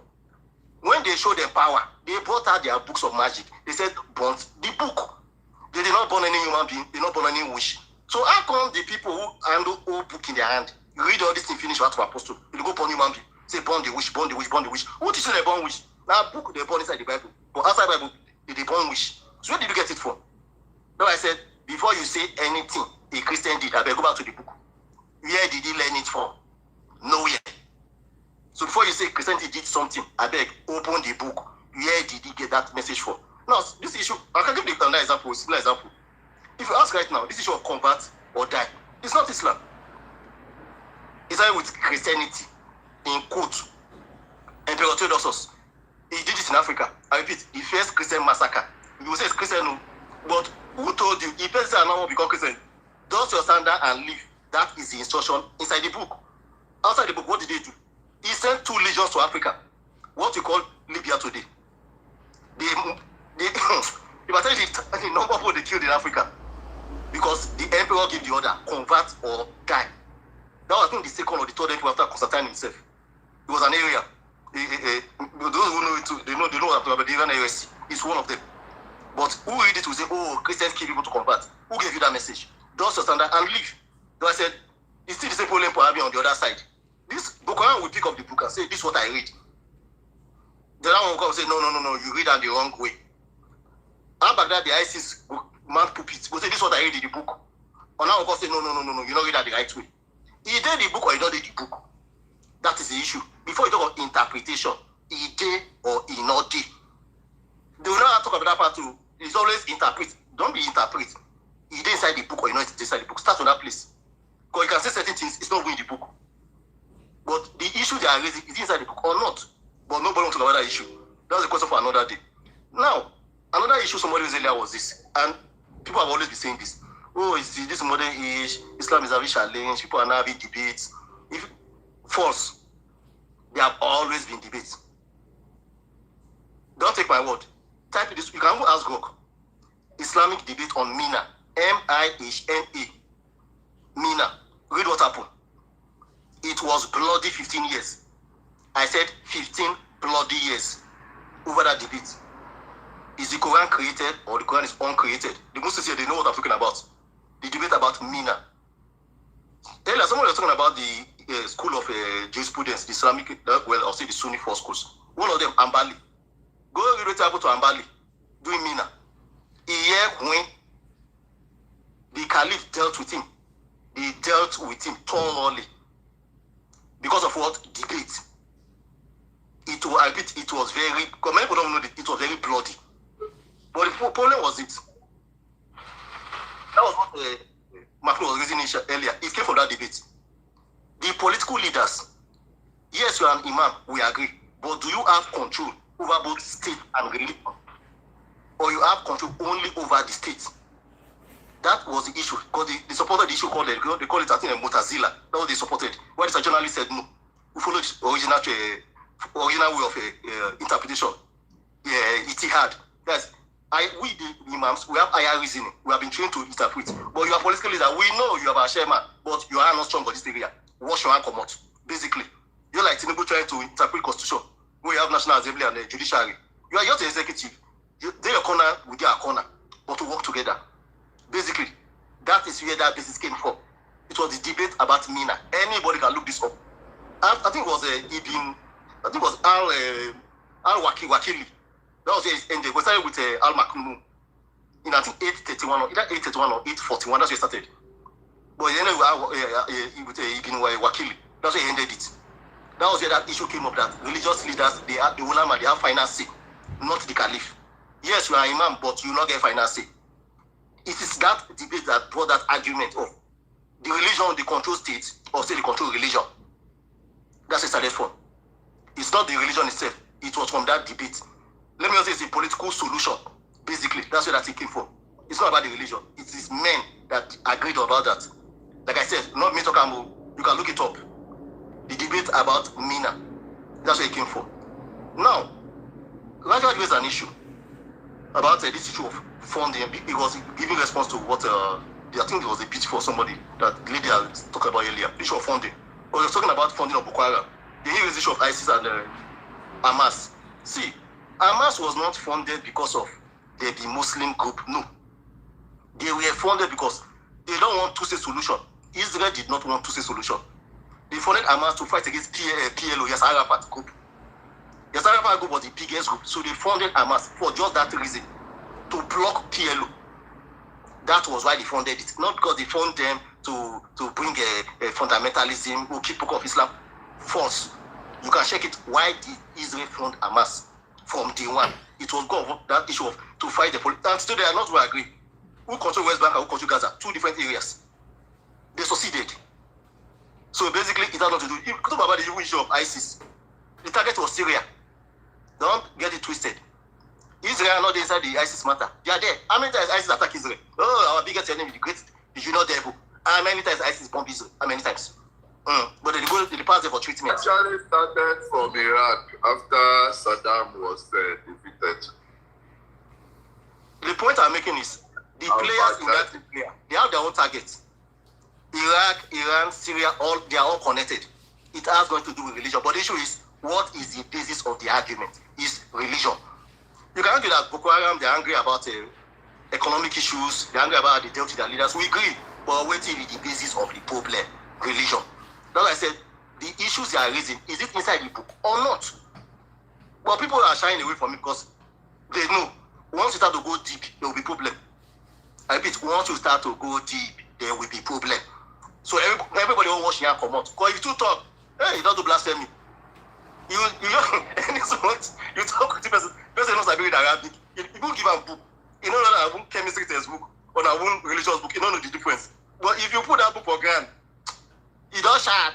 This guy don't insert our book. You don't know the difference. That's the real problem we have now. Too many people has identified religion as a easy tool to achieve their objectives. The number of people complicit now is almost the entire state is complicit. Everybody, including our president, said, okay, if they are angry with Muslim will vote for me by force. Everybody just they play their own game. The issue is this. It's the same issue with Obasanjo. If you go shoot matter their matter now, when I say dear, you know what I mean. It's not Muslim or not. I go talk up. The issue is not Muslim. The issue is not. They know how to mobilize, and the weapon is what? Religion. They won't deal with Obasanjo. They don't try, you know they work. What do we do? Oh yeah, let's become our usual weapon. Mobilize. Avengers arise. Bring religion. It was political. It has nothing to do with religion. We will not deceive ourselves. Let's hear from the people raising their hand up. Now I'm rounding up. The problem is this. I got the logo, Dracula. Let's first. Make a bit. The problem is this. The people at the bottom, how to separate politics from religion is a problem.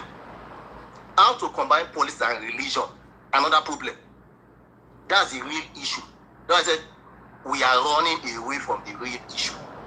If not, this Rudy, what you are asking the people at the bottom to do is impossible.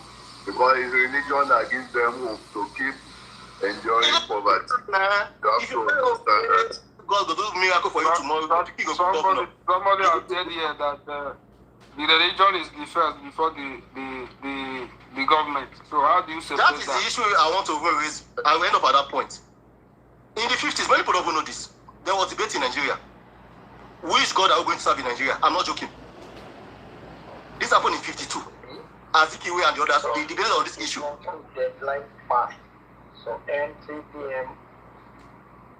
Somebody's mic is on. You go think say they just go have lunch with God just now. Say, God, say, and you go ask her, say, where you see God, I beg, which language did you tell you? After, let me run first so that the neighbors can speak. First, you can speak.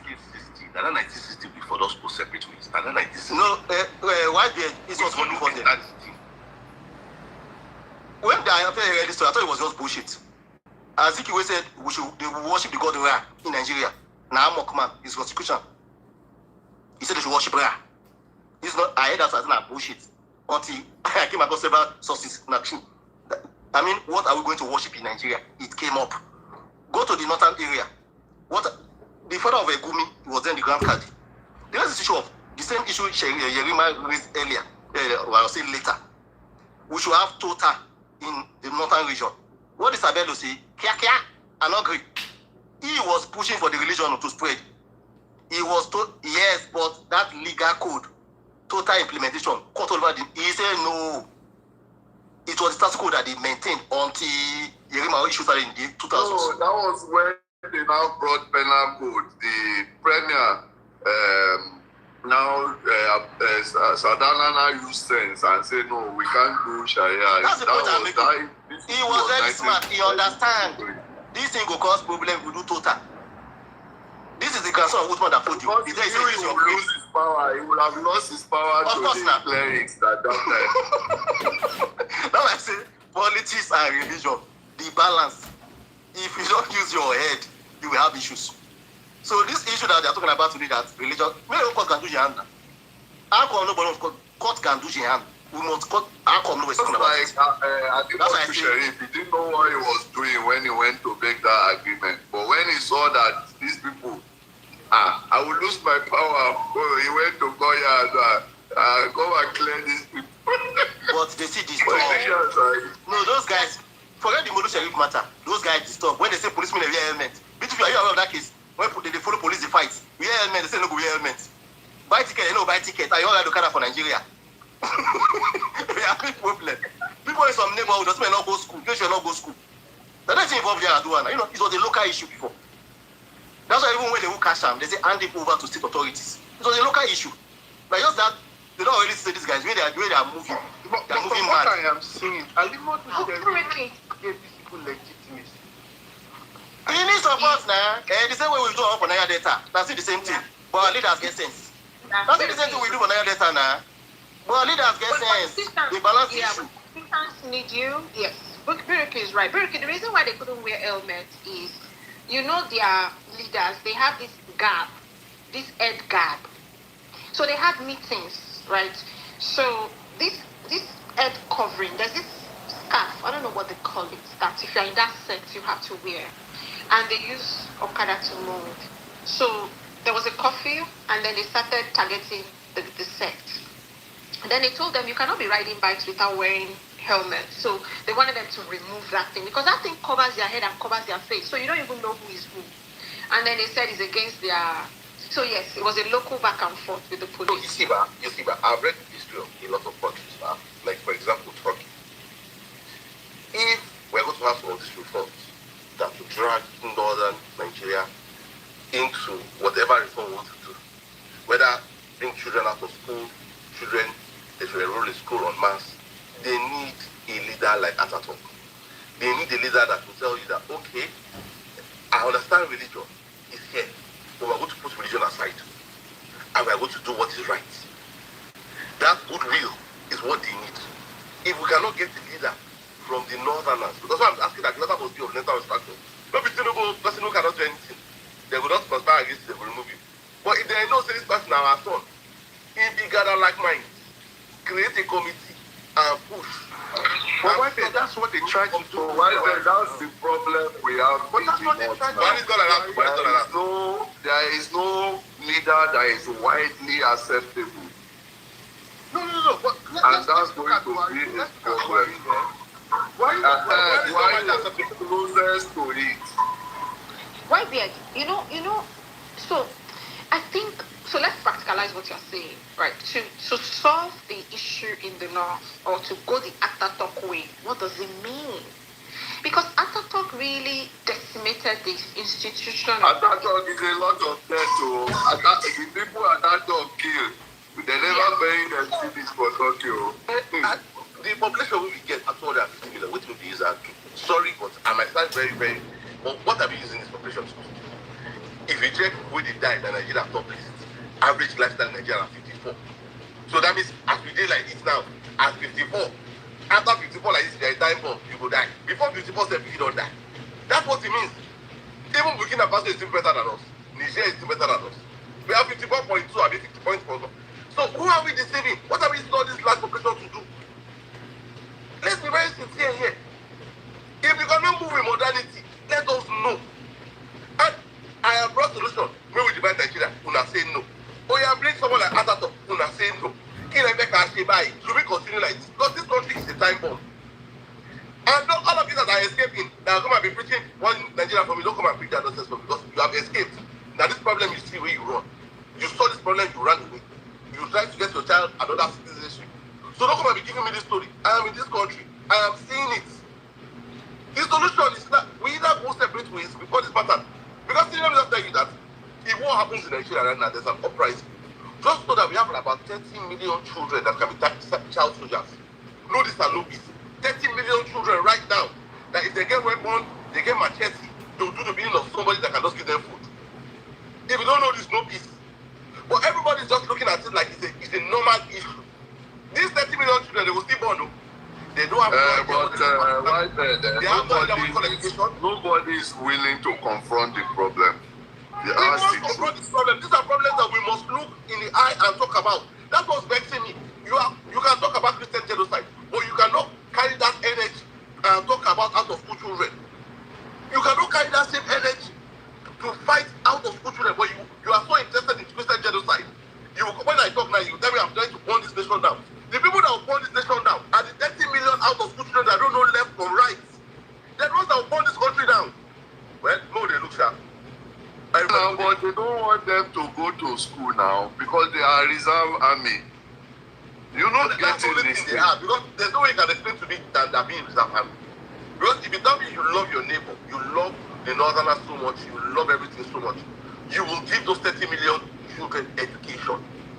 You will give them some sort of Western, even if it's Arabic education, give them. These kids have no education whatsoever. Even if it's Hausa education, give them. Even if it's Yoruba education, give them. Let them just have one sort of education. But we don't have it. But if I talk that, they'll say it's right here that wants to burn out the country. Ever continue. When it happens, everybody has to clear. When I reach Lagos, people that know say the first destination to Ashawe everywhere. Let's hear from Chidi. Chidi, please carry on.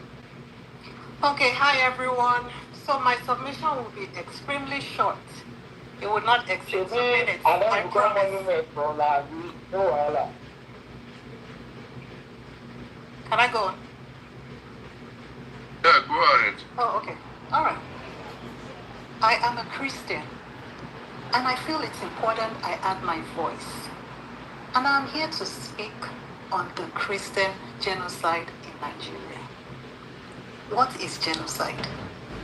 Genocide is the deliberate and systematic destruction of a racial, ethnic, religious, or national group in whole or in part. Note the key words: deliberate and systematic. Now, two of the several ideologies of these Islamic jihadist groups include: 1, establishment of a caliphate aimed at overthrowing Nigeria's government, an establishment of an Islamic state governed by Sharia, right? And number 2 is that They view themselves as the sole true Muslims, denouncing other, will I call it branches or groups of Muslims that call themselves the Sufis, the Shiites, and the moderate Sunnis, right? These Islamic jihadists, they engage in systematic elimination of Christians and those they consider moderate Muslims. Is there a current Christian genocide in Nigeria? The answer is yes, there is. An unacceptable rebuttal to this fact is for those that will say, no, it is not true, because Muslims are also being killed. As how? Are we doing genocide Olympics? Is it a competition? If with my one voice I say Christians are being targeted and killed, you too, with your own one voice, rather than deny the obvious, you can also speak up on behalf of those moderate Muslims who are also being killed by these extremist groups. And guess what? It makes two voices speaking out against them. After all, is the goal not to stop the bloodshed and these extremists? So what is the problem? What is the argument? Or is it that some people secretly like and align, again secretly because maybe they're too, will I call it, ashamed to say it in public? Perhaps they secretly align with the ideologies of these extremists. As such, they are willing to turn a blind eye to their activities, because I don't understand the other side, whataboutism, when it comes to Christian genocide. Christians are shouting and speaking up, there is Christian genocide, and you're telling them, no, reduce your voice, it is not true, Muslims are also being killed. Then speak up against it.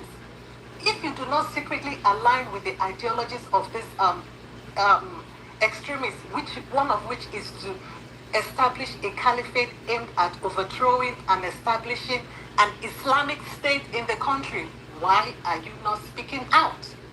So to these folks, my question is this: why the silence? Doesn't mean the end, or rather the means, does the means justify the ends for you guys? Is that why you guys are silent? No, Chidi, I think for some people it's just denial. You know, sometimes, like your brother or your family member is going mad, you just say, no, maybe drink something. So some people are just still living in denial of the reality of this establishment of caliphate thing. So you have to give a benefit of doubt that some people are still living in denial. Even when the extremists keep saying that this is what we want to do, they're still living in denial? Okay, or if that is why they're silent. We that are not living in denial, let us continue to talk. Then, to this issue of blasphemy and the death penalty being like an acceptable punishment in 2025, I have one question. Why? How is it okay to take a life you cannot create simply because someone knowingly or unknowingly said or wrote something about your prophet? How is that okay? How do you go to bed and sleep peacefully at night knowing that someone was either beheaded or stoned to death simply because of what she wrote about your prophet? How do you reconcile that in your spirit? It is worrisome. It is uncomfortable, and we all need to speak against this. How is this not finding a valid fear of the religion? How would you be in the midst of people and walking on eggshells simply because you don't know what you will say that will trigger this blasphemy clause? I might just be like in a group of people that I maybe consider friends, and then I say something, and that's why I say knowingly or unknowingly, because I might unknowingly say something, and then because there's really no list of words or statements that they consider blasphemous. So I can say something, somebody will consider it blasphemous, raise an alarm, and that is it. In most cases, that is how it is. Once one person says, oh, this person said this, not even they don't even need to. Most times they don't even repeat what the person said because of course they too will commit blasphemy, right? They just say, oh, this person said this and made a blasphemous statement about and that is it. And at that point everybody sees red and they're picking up the closets, cloth, wood or stone to get that person. How is that okay in 2025?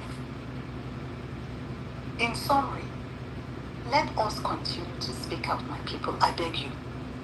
You might think you are safe today because of your location or where you are.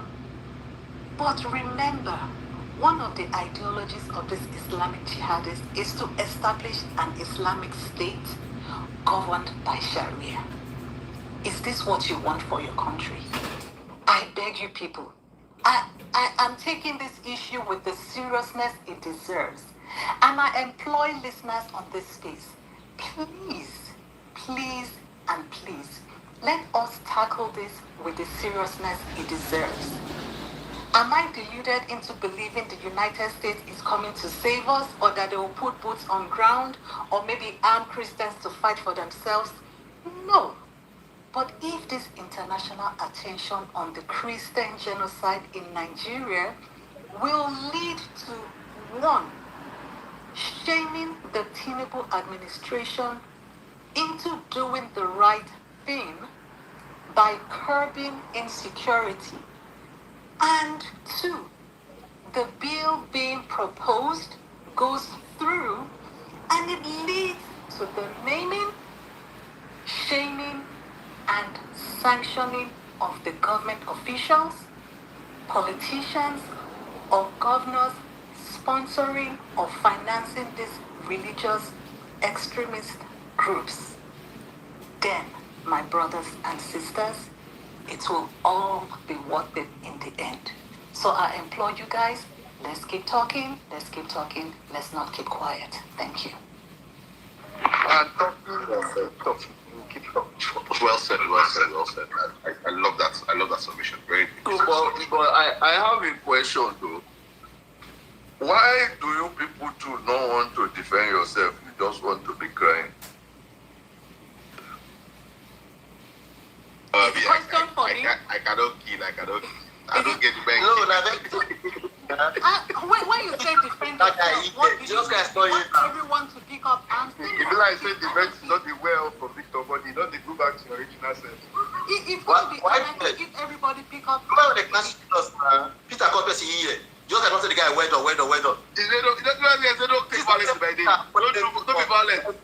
Nigeria have done anything so. Nigeria have done more than 40 years ago. But it's a valid question because hold on. Because it's a question that me and my village people have had to sit down and ask ourselves. We can't keep complaining that if there are people who are joining ISIS and coming to kill us. We have to make sure that they can't get in here again. And since we made that decision, then they go Yagba side. They know they come. Now we did the same central with them, but they know they come near us again. Because we don't give them tired too. So sometimes we have to make some serious decisions. Security agencies, and that is why we have a commander-in-chief. His primary responsibility is to protect the lives and properties of Nigerians. But the man already told you that he has gone his own, he has married a pastor. What do you want him to do? So what is the option for all of us to pick up arms so that if maybe someone of the opposite religion looks at me a funny way, I then go and attack him? Or wait until he attacks me first? So what are you proposing? That's what we have to do. Actually, I agree with you. Government, do your job. All we want is government to do your job. That's exactly. Government, don't do your job. We are not interested to fight. We don't want to fight. I'm not a fighter. I don't want to fight for my religion. We just want government to do their job. Protect us. Finish. We just want the bloodshed to end. Enough should be enough. That's it. I think it's clear now that this thing when we say Christians are dying, not be by mouth, it dey happen. Not be say people just want to follow American propaganda. Luckily enough for us, they are looking at this side. So people are deciding to shout that, Omoye, it's true. These people are killing us. So don't let us minimize those people's whatever. Let's move on. I hope you people know that you are getting the note back to Tinubu side, yeah. And you will lose the election. Whatever the political result of this thing will be, I don't care. So far they stop the killing. If Tinubu will do another, I don't care. Let them just address the situation, because I don't want a situation whereby America will come in and say, oh shit, they're killing Christians, let's start dropping bombs in Nigeria. Bro, trust me, you're not ready for that. Let's hear from Adamino go. Because, you know, America won't fight go. Trump here only fight cocaine guns. And you want to drop it, don't think you will let them drop bomb. That guy, they're mad. They cannot say, oh, that Nigerians are killing, let's attack Nigeria. Mess up Nigeria and nothing will happen. And they see another guy, they respond to that House of Rep man again. Another guy, they lie. They tell them about Palestine and Israel. What concerns you with Palestine and Israel? Tell me how that affects your life. Tell me how.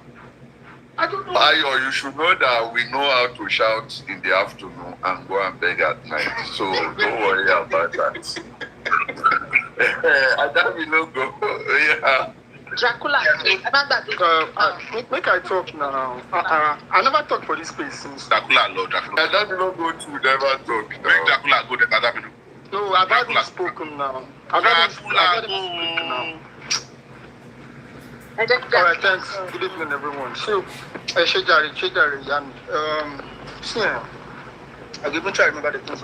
When this place began since the morning, I've been in and out. See, I actually came up to, corroborate what Whitebeard said. I was giving him 100, But what I've come to realize is that, at different points in time, people get to realize what some of us have realized years ago. It's just, at different points in time, as people, get attuned to the reality of what's going on in the world. And we are my soji law. And quickly, Mr. Victor Abisorian, kudos to you. You said something now. You said, the people defending themselves like you guys did in your own part of Nigeria. I'm like, what? Wasn't on this space earlier on? People were referring to Sunday Igboho as terrorists. I'm like, and nobody could correct those who were calling Sunday Igboho terrorists that when the state has failed to dispense its primary responsibility to protect lives and property, someone now took the man to defend his people from marauders, from jihadists, from terrorists. And when you're not he didn't take permission from the people he's defending. He needs to ask for permission first. You can't defend me without permission. He took permission. I watched. He took permission. He took permission. But you're talking about Bishop. Anyway, let's keep deceiving ourselves. But anyway, me, I just wanted to come and say, with time, listen, with time, people will understand what religion is. But I've always said it on spaces that religion is a man-made invention. It's a tool that people use. I want to more create. Africans know how to read. People have said on this place, the Christians, the Muslims, and the Onisha, even among the Onisha, I tell them Isheshe is not religion. Isheshe is just culture and tradition. Everybody in the world have their Isheshe. The Igbos have, the Japanese have. I don't know who came up with that idea that Isheshe is religion. Asha, it's Isheshe. Your peculiarities, your manners, your character, your uniqueness that is exclusive to a particular group of people is called your Asha, Isheshe. I don't know how some people have twisted that to mean religion. What you have is Shembai, and that is spirituality. The Igbos have their autonomy. Spirituality in here. But see, there's a whole lot of confusion. And I appreciate what the Beautiful Flower and I think it was Whitebeard and this like that, dissected the whole chronicles of how all this terrorism thing, all this old uprising. Those who believe that Nigerian is ripe for them to establish their Islamic fears and all those things. They don't want religion, and Christians don't share. As we were saying, consider Bible. How did Christianity spread in Europe? How did the Europeans went into their own native things now? But I don't want to go into all those history, I beg. But then when they talk about this for years, for Nigeria time, they tell me say me I don't mad. They tell me say me I don't mad. They say look at this book.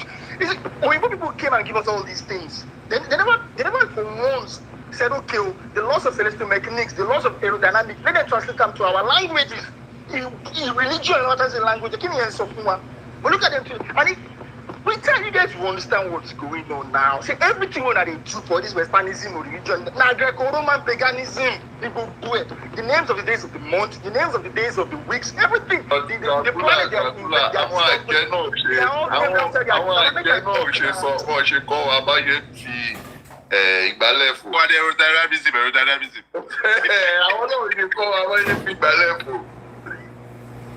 Baba, ṣe ẹ máa blame wọn ẹ jẹ́ pé bàbá wọn ò lájọ àwọn bàbá wọn ti fọ́jú ẹ má ṣe tó òyìnbó lọ́nà bí tó bàbá gbóyin dé òjò.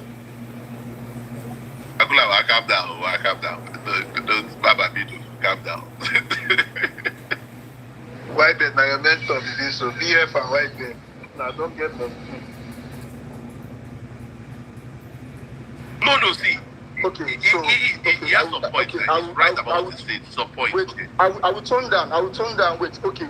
I will turn it. See, nobody will know if you space. This meeting, I understand it's your space, but let me just actually came to see what I came to, compliment what white bed said. Listen, you see the white people there, and the Arabs, the Semites, the Caucasian race, European people. They give no rat's ass about the black people. They all share equal prejudice for us. First know that. And it's a fact that Europeans, white people, before they even invent religion, they've been waging wars, battles among themselves for centuries. That one aside. Now, I've come to realize that if we were to compare between the Arabs and the Europeans, some of them are cruel, they've been cruel to us. If we were to compare in respect to slavery, and hatred, Baba.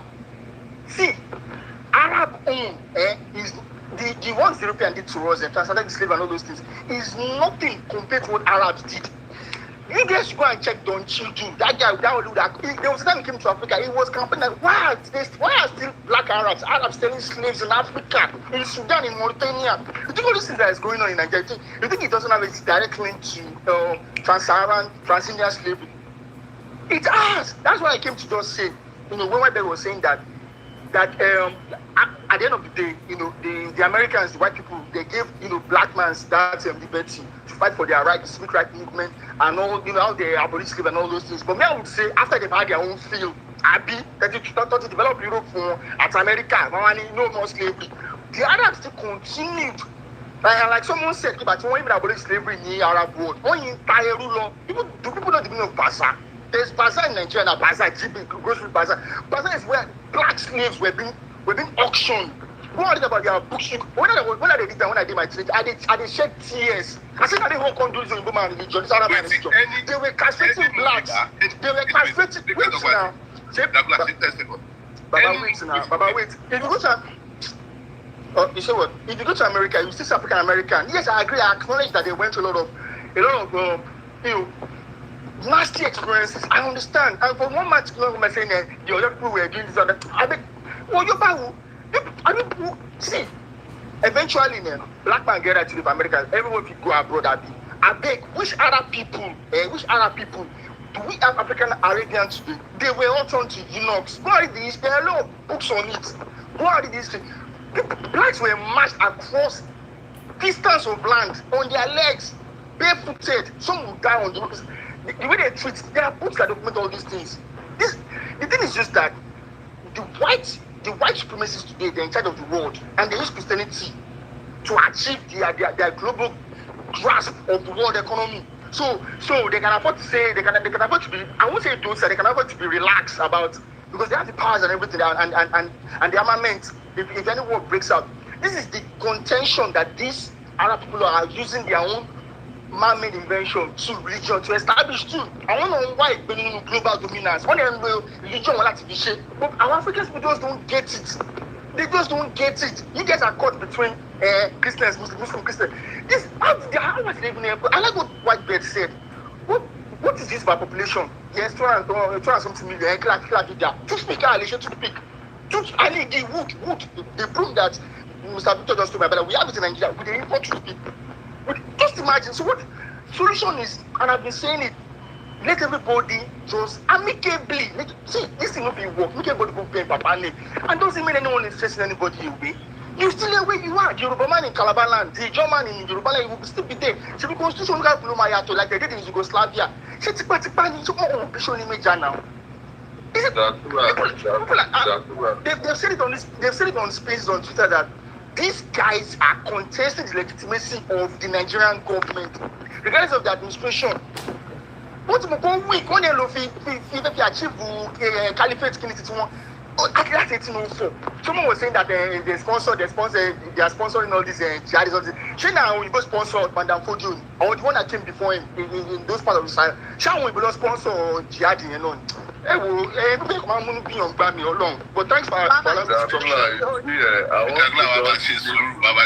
want to leave you with one advice. Live in the world the way the world is, not the way you wish it to be. There is one right yourself. That's just it. You said you kill yourself. One right thing about when you want to live in the house of a strong man and take over his family, you first have to tie him down. And it's called power. If you have the power today, you will separate Yoruba country and nobody can ask you a question. You are this frustrated because you don't have the power, the resources, or the equipment. Simple. So the day you have the power, either you walk towards the power or you just admit that you don't have the power and the other person is stronger than you. It's as simple as that. That's how real life works. I just want to say something that any movie that you watch about slavery, man, and you got to get irritated, pick the worst slavery movie you've ever seen in your life. Pick it.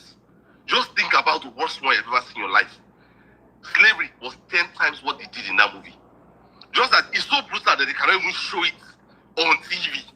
I'm telling you that pick the worst slavery movie you've ever seen in your life. The worst one that gave you chills. Then magnify that thing like 10 times. That's how slavery was. So what you see on movies that they're just flogging you. Oh, she escaped. They are flogging Lupita. Oh, 12 years enslaved. It was... If you know what they did to people, you go no say, I remember. I came to the realization that our progenitors are very wicked people. So I know they argue with other people's wickedness again. The person where you strong past, you go wicked too. You have to admit that. This beautiful flower wants to say something. Sorry, one last thing I forgot to say. Sorry, excuse me, please. One last thing. I wanted I want to say when these people, I agree, I acknowledge that Christians have been, targeted, killed in Nigeria. It's obvious. But the question is, what about others who don't live, who don't identify by any religion? I'm referring to Yoruba, Buddhist, Igbo, Hinduist. I know Igbo man that is into Hinduism. It was my late dad's friend. There's no religion Igbo people don't practice. Hold There's no religion Igbo people don't practice. Hold on. What about? Okay. So I'm saying when these people start their killing, do they ask that, well, which one are you into? They don't. So mine is it's an ethnic cleansing, driven by their religious motivation and justification for it. So people should stop always, making it like it's particularly about Christians. No, there are people who don't belong to any religion in Africa. Do you get? So that after that, White Bear, I agree with you also that I don't watch American movies on slavery. I don't watch because it provokes. The last one I got, I didn't watch it since my 12 years in slave. She was a for me because you want to back out but the question is, when has any movie been made about Arab slavery on Africa? When? Just mention even really. My problem with you, this is my problem with you. If you do the movie bad, Dracula, Tobagada, $2 million, $7 million, all Hollywood. Tobashi movie not so bad. Why do people like giving the responsibility of telling your stories to others? Why? Can't you do it?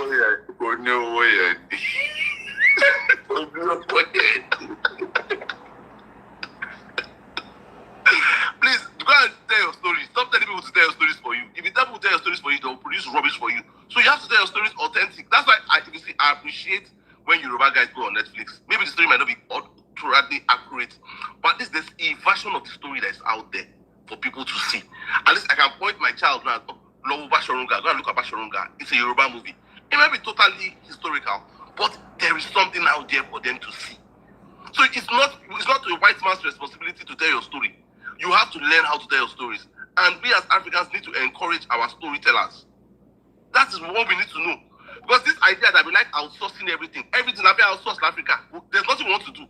White man do this. White man will bring technology. White man will bring clothes. White man will bring TV. What are we doing ourselves? Nothing. We are strong. We are the smartest in the world. Africa looks smart and we are backward. If we talk small, they'll say, we organize yourself. Let's never go to that topic. Please, let's carry on. Well, I wanted to ask Papa V a question about power. So, with the Nigerian context and what we're experiencing with the difference in civilization, are you saying as soon as the Islamic sect or the Islamists or the Muslims, as soon as they get power, political power, and maybe majority, then they can instill their will over Nigeria? Obviously, that's what everybody does. That's what even the Christians tried to do the last election. Let us be honest. You only cry and complain about something because you are short of the power. When the people get power, the next thing is to impose their will on those who don't have it. Even in ordinary marriage, we see it. Even in ordinary daily living, we see it. The essence of the human being is to dominate. Any human being that says, I don't want to dominate, is just lying to himself. What cuts human beings from doing that domination is they don't have the power or the resources. Simple. And so why are they stopping us now that we have the power to resist that impending domination? I don't understand. Who is stopping you? You have to take it by force. Nobody's stopping you. Take it. Who is stopping you? You don't have the power. They should be writing our names. Yes, they should come and look for us. If you have a plane now that cannot land, that will be flying and nobody can see, and you are bombing all the places that the terrorists are, you think anybody will stop you? They will be begging you now, calm down.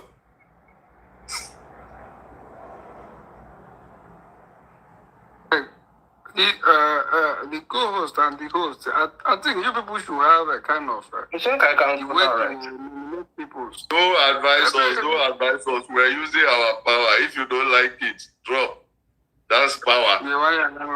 And that below go. Please go on. Thank you very much, Papa V. I am Papa V. White beard. I greet everybody on this space. So the first thing I want to start by saying is that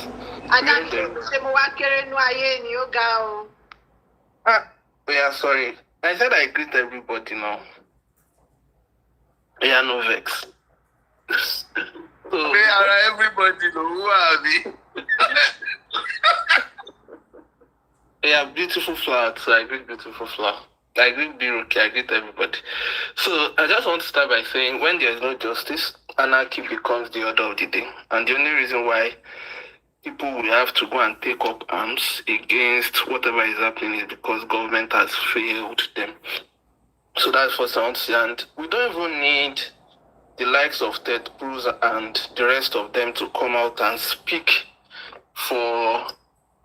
about the insecurity that is happening in this country, whatever name you now call it, because before government gets to act or gets to work about it, everybody knows that this crisis has been going on for years. But for example, the president, let's take Kwara State for example, presidents